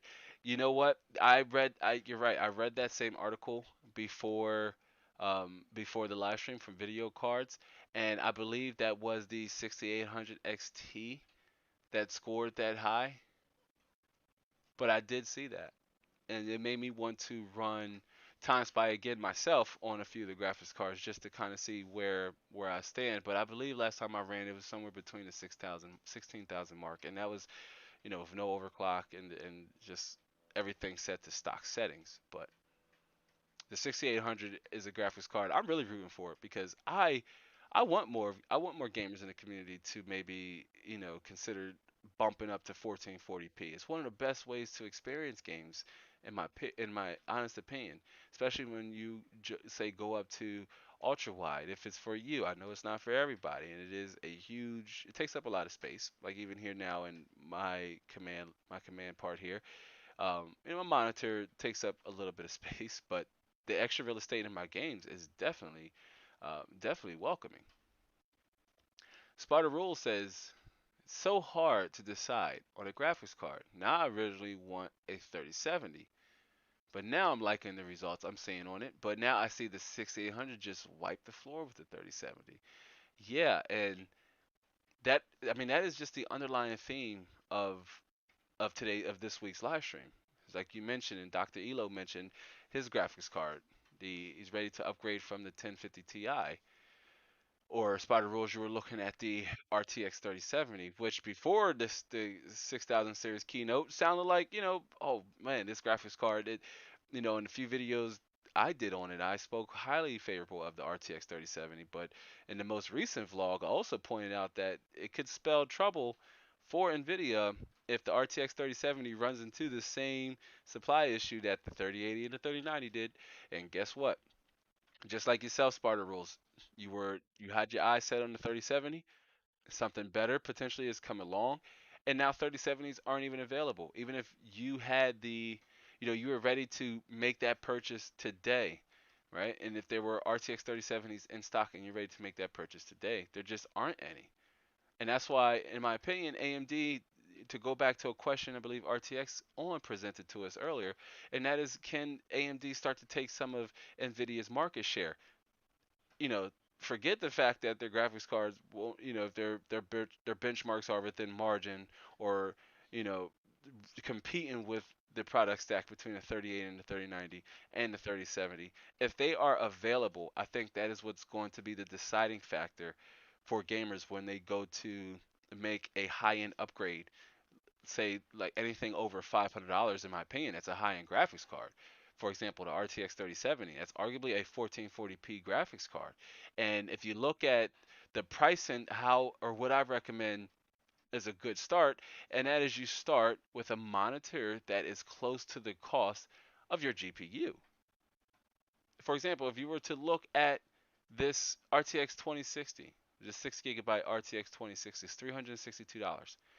But if we look over a few of the monitors I selected, which if you're interested in, getting a little bit more detail on any of these products, I've linked them down in the description box below. You can give them a read, check out the availability, read some of the ratings to see if it's a monitor you'd be possibly interested in upgrading to. Because this 1440p monitor only costs you $294, fam. And it's an IPS monitor. It's at the price of the RTX 2060, right?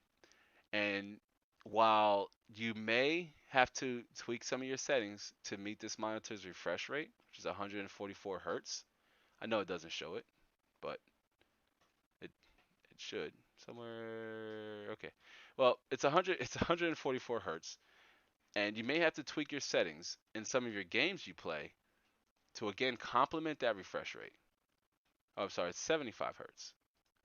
So even better, because if you are unable to, if you're like me and you want to turn all your settings up in your games, you're going to lose performance. But 75 hertz is great for single player games. For games like The Witcher 3, um, and maybe possibly even Cyberpunk 2077. But you do have other options if you did want to bump up to 144 hertz, right? I believe this, no, this one here we picked out. I believe it's 144 hertz. Picked out so many. And I get excited because monitors is one of my favorite things to shop for. When I'm looking for a monitor, that's one of my favorite components to shop for, right? But this Gigabyte G27Q, the one I mentioned earlier on a live stream, is one of the panels that I had my eyes set on, and it's 144 hertz, and it's 1440p, and it's only $309. So even if I wanted to say pair this with a 5700 XT, it would still very much complement this monitor really well.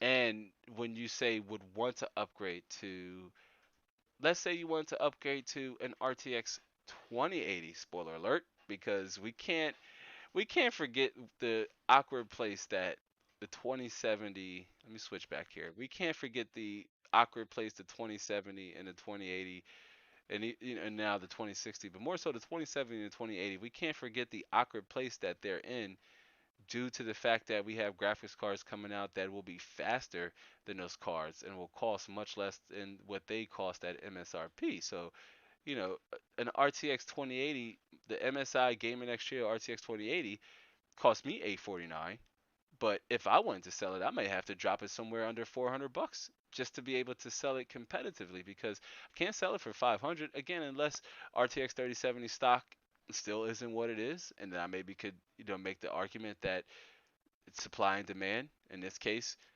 there's not enough supply to meet the demands. So gamers and consumers will go with the options they have available.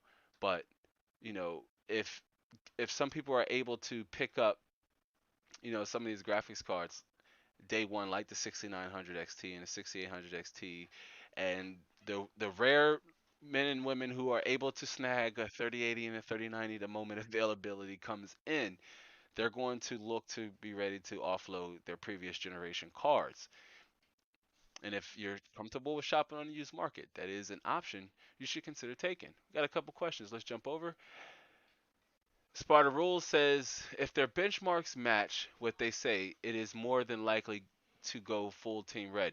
Absolutely. And it's funny because I mentioned this on a few live streams and a few of our vlogs that if RX 6000 pans out the way that AMD lays it out on us on paper, then yeah, my gaming system, my dedicated system, gaming system would be straight team red. And being able to take advantage of technologies like smart access memory and rage mode both enabled to get a performance uplift on a 500 series chipset is just all the more welcome. But full disclaimer, as an editing rig, that's still very much Intel NVIDIA for me. Um, Simply put, that when I'm in the content creation workflow, just be able to work fast and efficient as much as possible, even on a 1080p encoding workflow. That's still very much going to be NVIDIA and Intel for me, and that's simply because the programs I use um, have hardware accelerated features that work really well with Intel and NVIDIA GPUs and CPUs, or Intel CPUs and NVIDIA GPUs, especially Turing GPUs. RTX On says it was expensive, but I love my Alienware 3420 DW IPS 3440 by 1440p. It has killer color clarity. Um, I had my eyes set on that monitor at the time, and it's a beautiful looking monitor. I more so like the aesthetics. The specs are great too. Don't get me wrong, but I just like the aesthetics to that Alienware monitor. The gray, like I'm a fan. It's one of my favorite colors, like the gunmetal gray and black. Just I like colors like that, and I think that if I'm not mistaken, I believe that one does have that gray aesthetic. But I do like Alienware's monitors. I really do. RTX One says one of the best pictures on a monitor I think I've experienced. Talking about their monitor, yeah, IPS definitely delivers better color clarity versus TN and VA, and I'm willing to bet that Alienware improved their response time on their IPS panels. Dr. Elo says, question: if I have a LG 24-inch full HD 144 Hz refresh rate and Radeon FreeSync technology gaming monitor, should I get a 1660 Ti or RX 5600? That's a really good question, Dr. Elo. And I just want to make a note that NVIDIA did enable G-Sync on FreeSync monitors with NVIDIA graphics cards. You could maybe look to see if your monitor was one of the monitors to support it. It was a very select few, and then some they didn't even really tell you. But you don't necessarily need the synchronous technology like FreeSync in this example.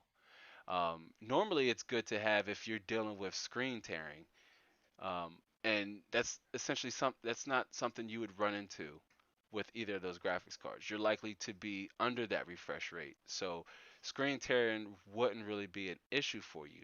Now, it depends on also the kind of games you play too.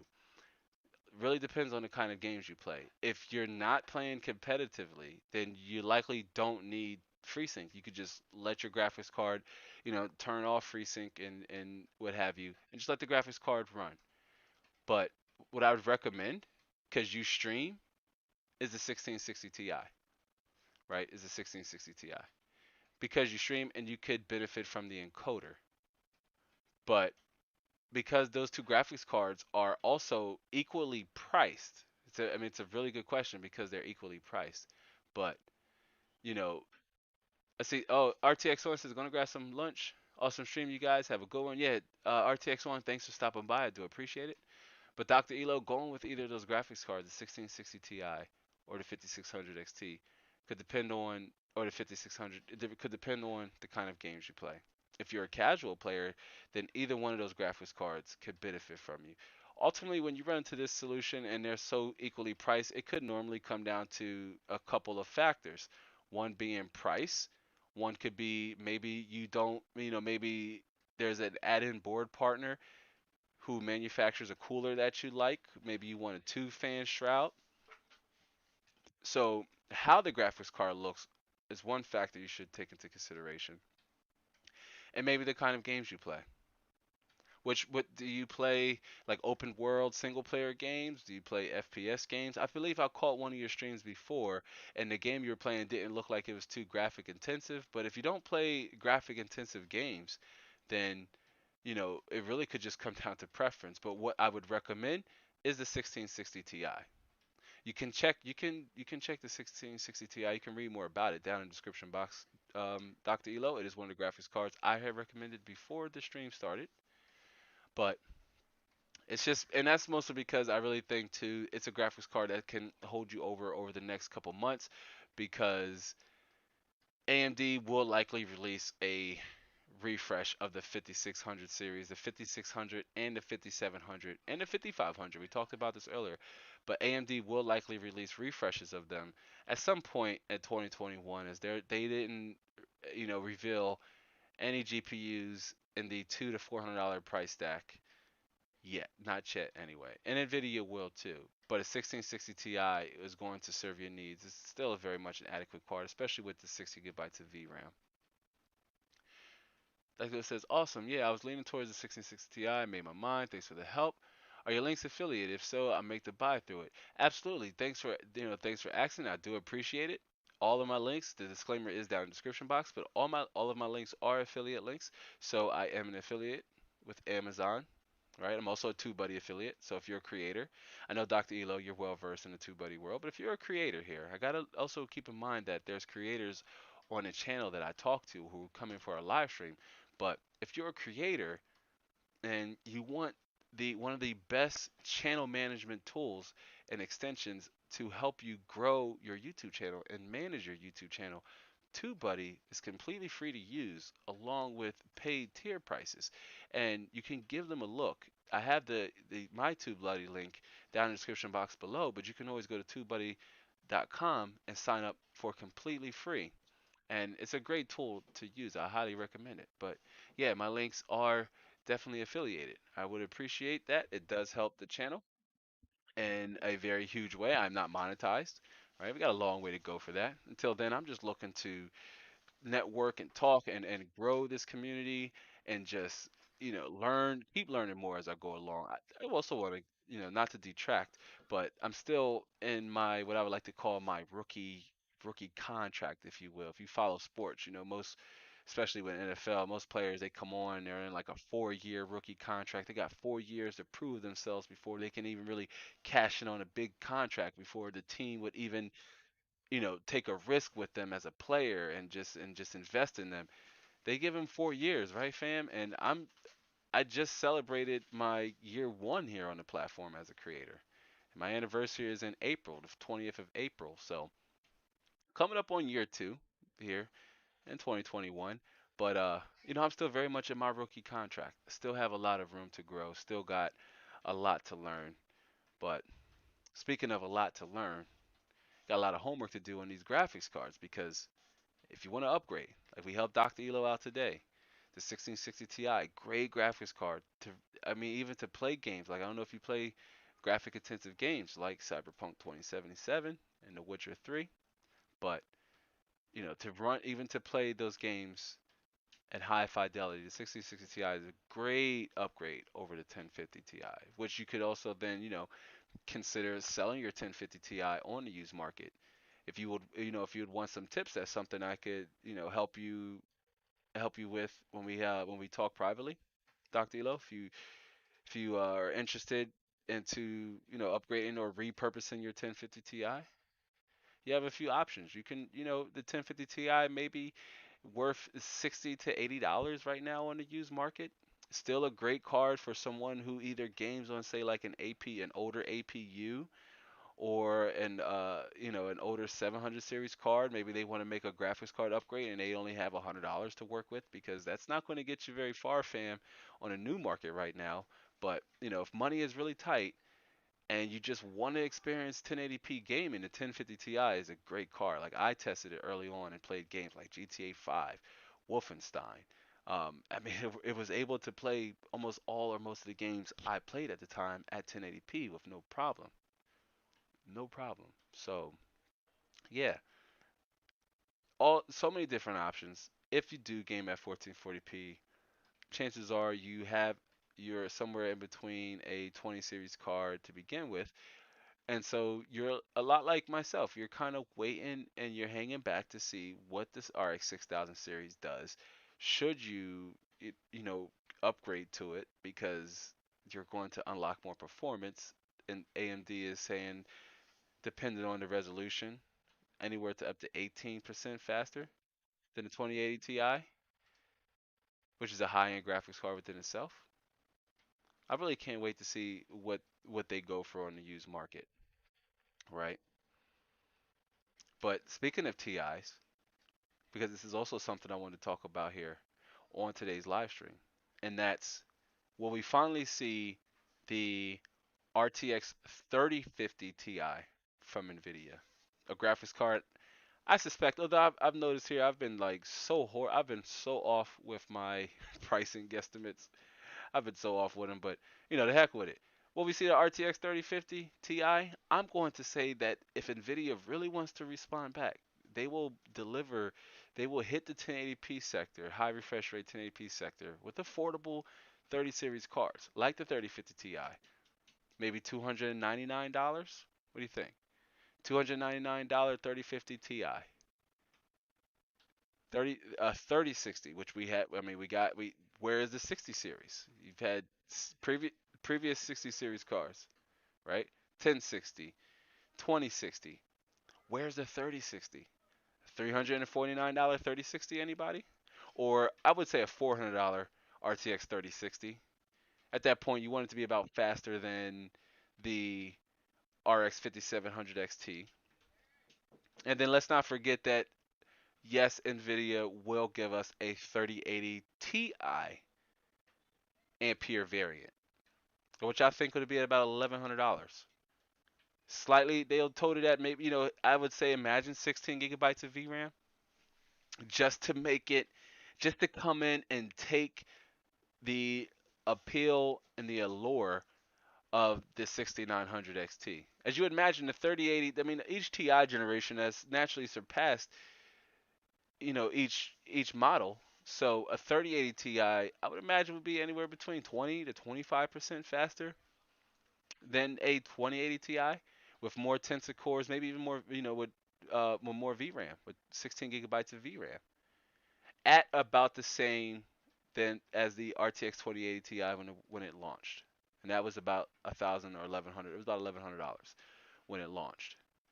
So if you figure if NVIDIA can give you more VRAM, more performance, newer architecture, more tensor cores at a price that, at the same price that the 2080 Ti costs, some gamers would take that for a win.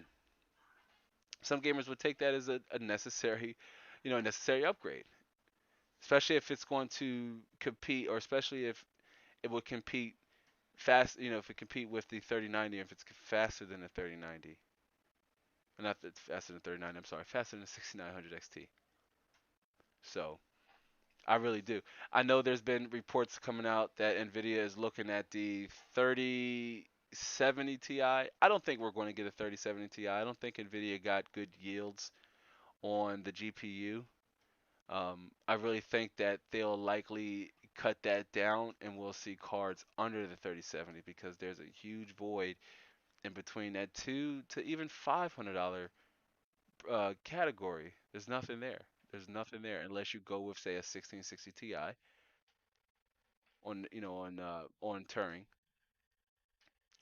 or a previous RDNA 1 GPU between the 5600 or between the 5600 XT or the 5700 XT.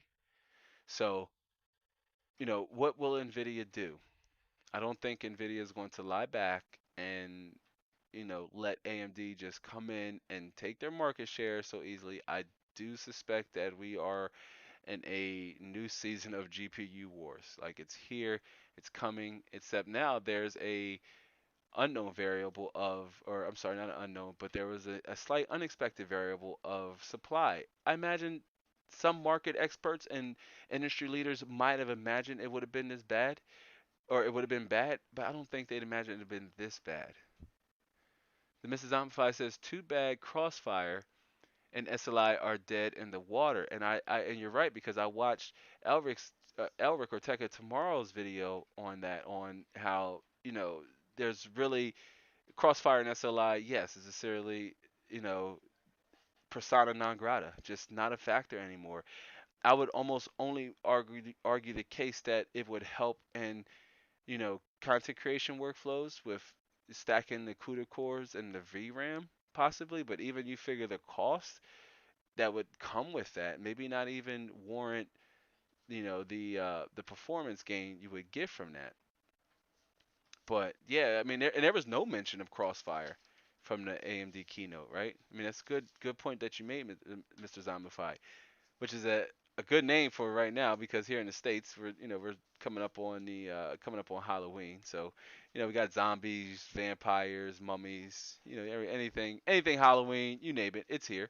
But yeah, I mean, they are dead technologies, and I think Nvidia with their version of SLI now is DLS, because I know, like we were discussing with RTX on, it's not it's not adequate for most users and in most cases. But if you think about it, DLSS, once you turn it on and it's implemented well in the game, and the game is optimized for DLSS, deep learning super sampling, the game is optimized for DLSS, then you're going to get a performance uplift that could equate to running a second card without the extra power draw, without the extra cable, without the need for a beefy power supply unit. The test and the DLSS test I've been running, I've been getting up to 25% increase in performance. So, and it hasn't been the image hasn't been that blurry. Like, that's at 4K though. So maybe the resolution is compensating for, the AI doing its thing, but it almost kind of makes it like, wow, if I can just turn it on, it's good to have that option. It's good that that option is there, but I would like to see ray tracing become more mainstream. I'm in fact excited. Again, I mentioned this earlier. I'm glad that it's even coming to consoles, because if consoles could accept it, if consoles can adapt the technology at a price to where it's affordable for the console manufacturers, for Sony and PlayStation, and even Nvidia and Nintendo, should they release hardware, supported consoles, which I doubt Nintendo games needs ray tracing, right? But I digress. But if they consoles adapted, so that means more PC games are also going to adapt the technology. So it's good AMD is offering these graphics cards at this price point, and also the fact that we didn't see ray tracing, benchmarks from AMD is also important because uh, that tells me that maybe their version, their DirectX 12 Ultimate feature suite doesn't scale down as well with their lower end RDNA 2 GPUs like the 6600 and the 6700 XT or the 6500 XT. Maybe those GPUs won't even have or support DirectX 12 Ultimate. That really remains to be seen. Sparta Rules 1993 says, I think NVIDIA is has pooped themselves and was not expecting AMD to come out swinging. And they are going to go for price cuts and focus on the budget graphics cards. Yeah, I totally agree and resonate with that Sparta Rules because like I mentioned that Nvidia could release graphics cards from the $300 price range to the $400 price range to kind of try to capture the hearts and minds of budget conscious gamers with say like the 3050 Ti or the 3060, right? And then on the high end scene, because and I mentioned this on a couple live streams and in our RTX vlogs, there is a gap between the 3080 and the 3090, but Nvidia, trust me, that will not be for long. But yeah, I don't think AMD or I don't think Nvidia expected AMD to come out swinging this hard either. Yeah, I mean they really came out the gate and was just like, here we are. Here we go. All our graphics cards. 16 gigabyte is the new 8 gigabyte VRAM limitation, right? All our graphics cards, all of our high-end big NAVI GPUs are going to come with 16 gigabytes of VRAM, right? That tells me the 6500 could possibly be a 6 gigabyte card, and the 6600 a 8 gigabyte graphics card, and the 6700 a 10 gigabyte graphics card. AMD is looking to up performance here, and they are not playing. They are not stopping. And it's interesting you say that Sparta rules, like because we didn't see AMD's lower end option, those graphics cards I just made mention of, the 6500 XT, 6600, and the 6700 XT.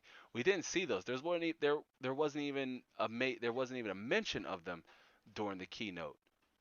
And I think that's because AMD is waiting to see what Nvidia follows up with because Nvidia knows that AMD has always kind of reined in on the budget, the budget conscious side of gamers who are looking to get the most price performance out of their GPUs, who maybe didn't want a high end or need a high end graphics card.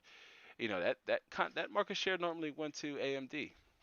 So now they're maybe hanging back before they drop their 5600 and their 5700 line of or 5700 refresh. So the 6700 GPUs and 6600 GPUs. Maybe we can see the 6700, the RX 6700 at about between $400 to $500, I imagine. So they have that price gap um,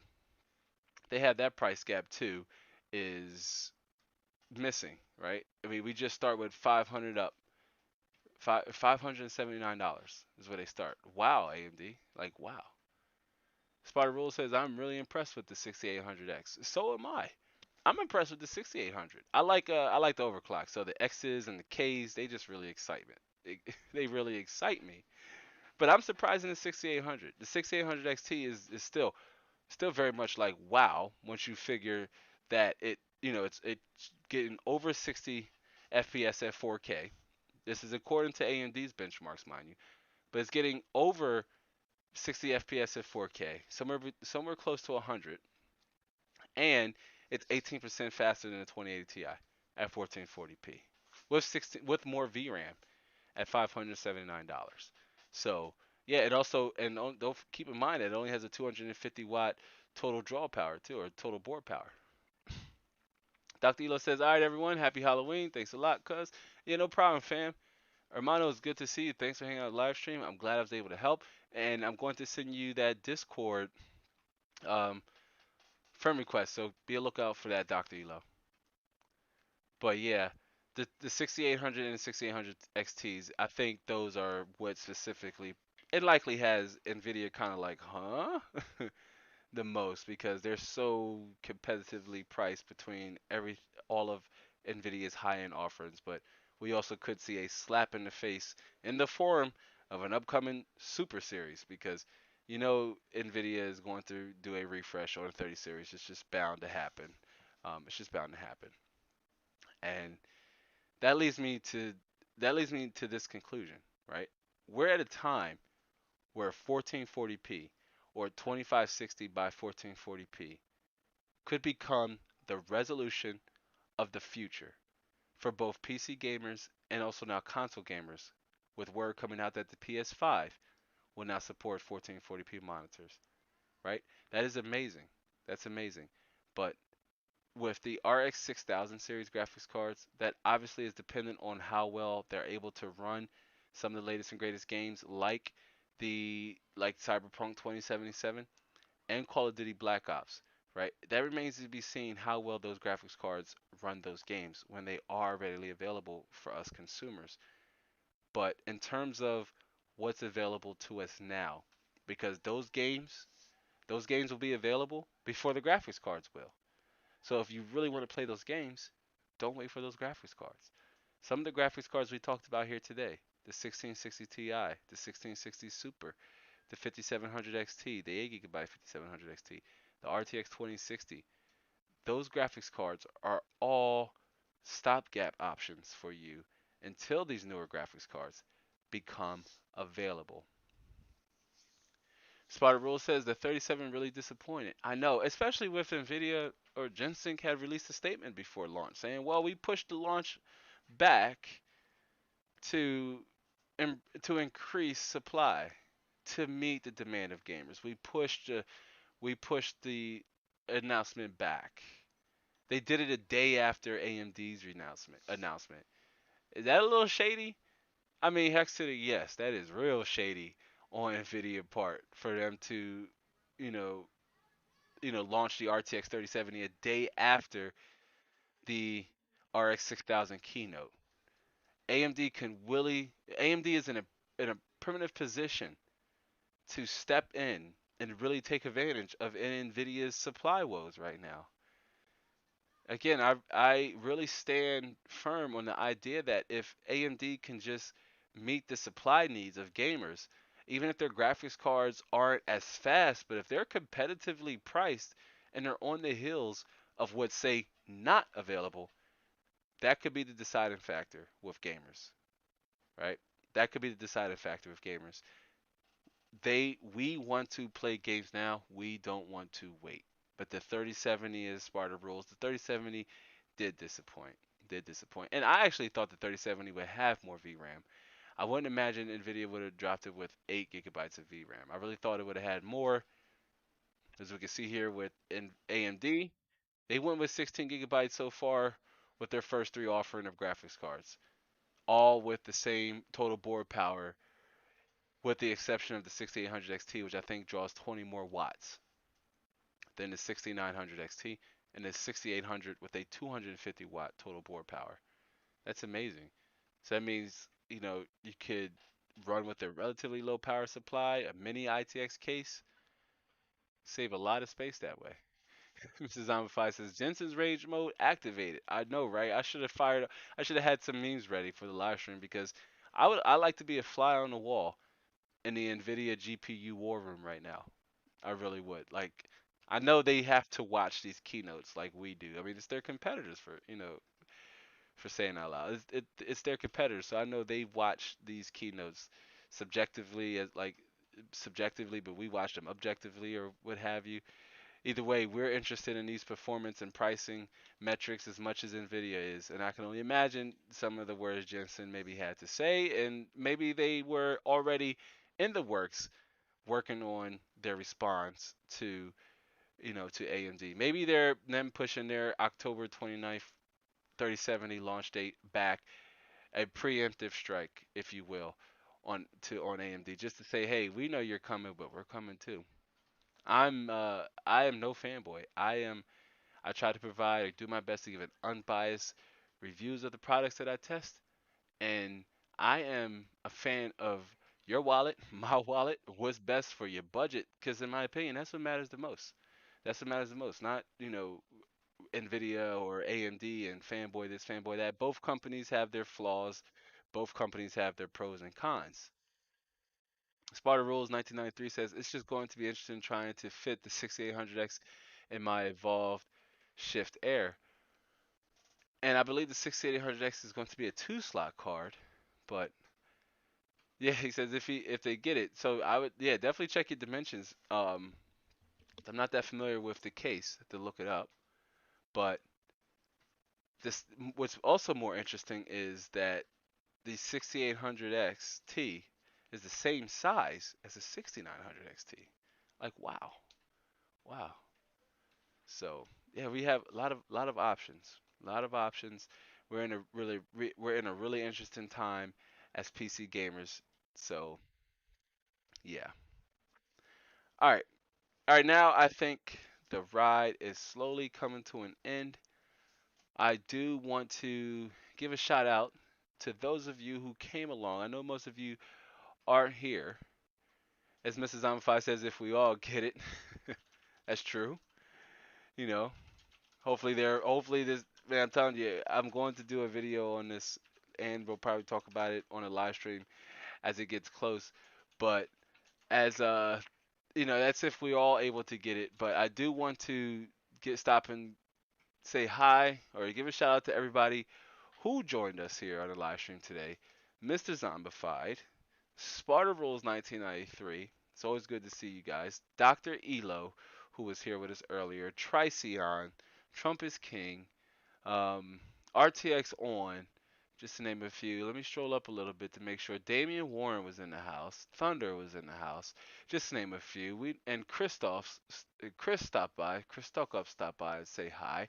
So I do appreciate everybody stopping by, and those of you, if you're on the replay and you've made it this far along the replay, thanks again. Comment down below. I'm looking for that one person on the replay to be like, Lab, I watched the whole thing, and I just want to let you know I enjoyed this X timestamp, and I made it all the way.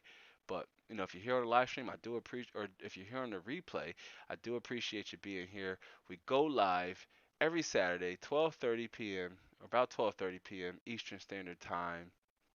Um, I welcome you guys to come in and fellowship with us and just join in and talk PC tech with us.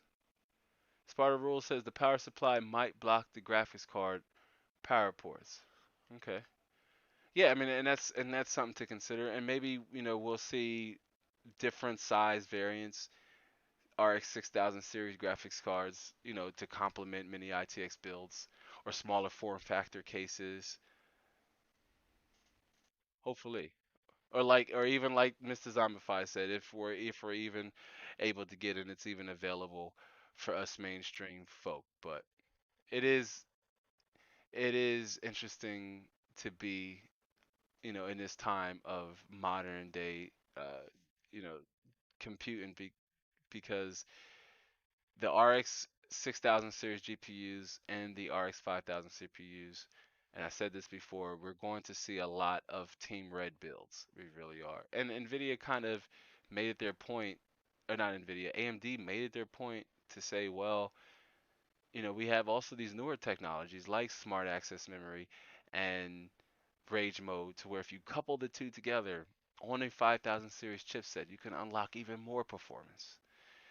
That makes the case to want to upgrade to a 500 series chipset motherboard and even a 5700 XT, which is driving home some really solid single thread performance. And if you're at a higher resolution like 1440p, you're going to be more GPU dependent. You'll be more GPU bottleneck. So having a CPU with good single thread performance is still going to enable you to drive home some really playable frames. But yeah, thanks for hanging out here during this live stream, folks. I do appreciate it. It's been really fun, and again, we do this every Saturday, 12:30 between 12:30 and 1 o'clock p.m. I love for you guys to come hang out with us, bring your questions. You can follow me on Twitter at Inside the Lab YT, Instagram at Inside the Lab YT. Find the links to all the products we talked about down in the description box below, aka the basement. Check out our merch, check out the website, and sign up for the newsletter. We only have a select few of you who signed up. I would love for you to join our email newsletter. You can find the link in the pinned comment here down below, or you can find it in the description box. Spider Rule says, do you think the 3800X at $320 is a good deal? Absolutely, because the 5800X is over $500, and you're only missing out on about 19% performance. And I suspect the 3800X could even drop down even lower in price here soon. But yeah, I think it is a good deal at that price point because Zen 2 is still very much relevant here on the CPU side of gaming.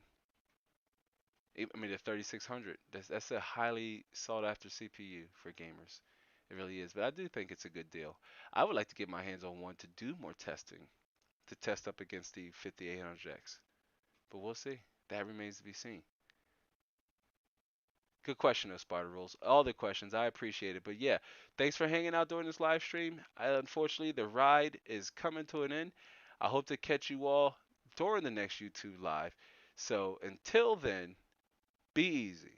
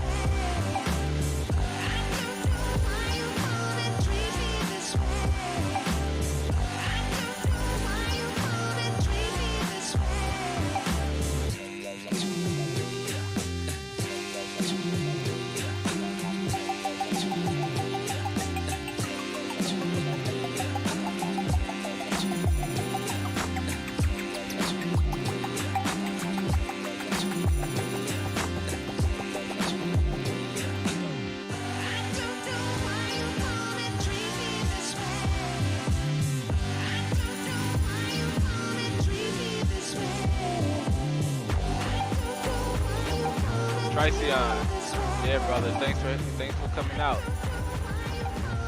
Enjoy your weekend, fam.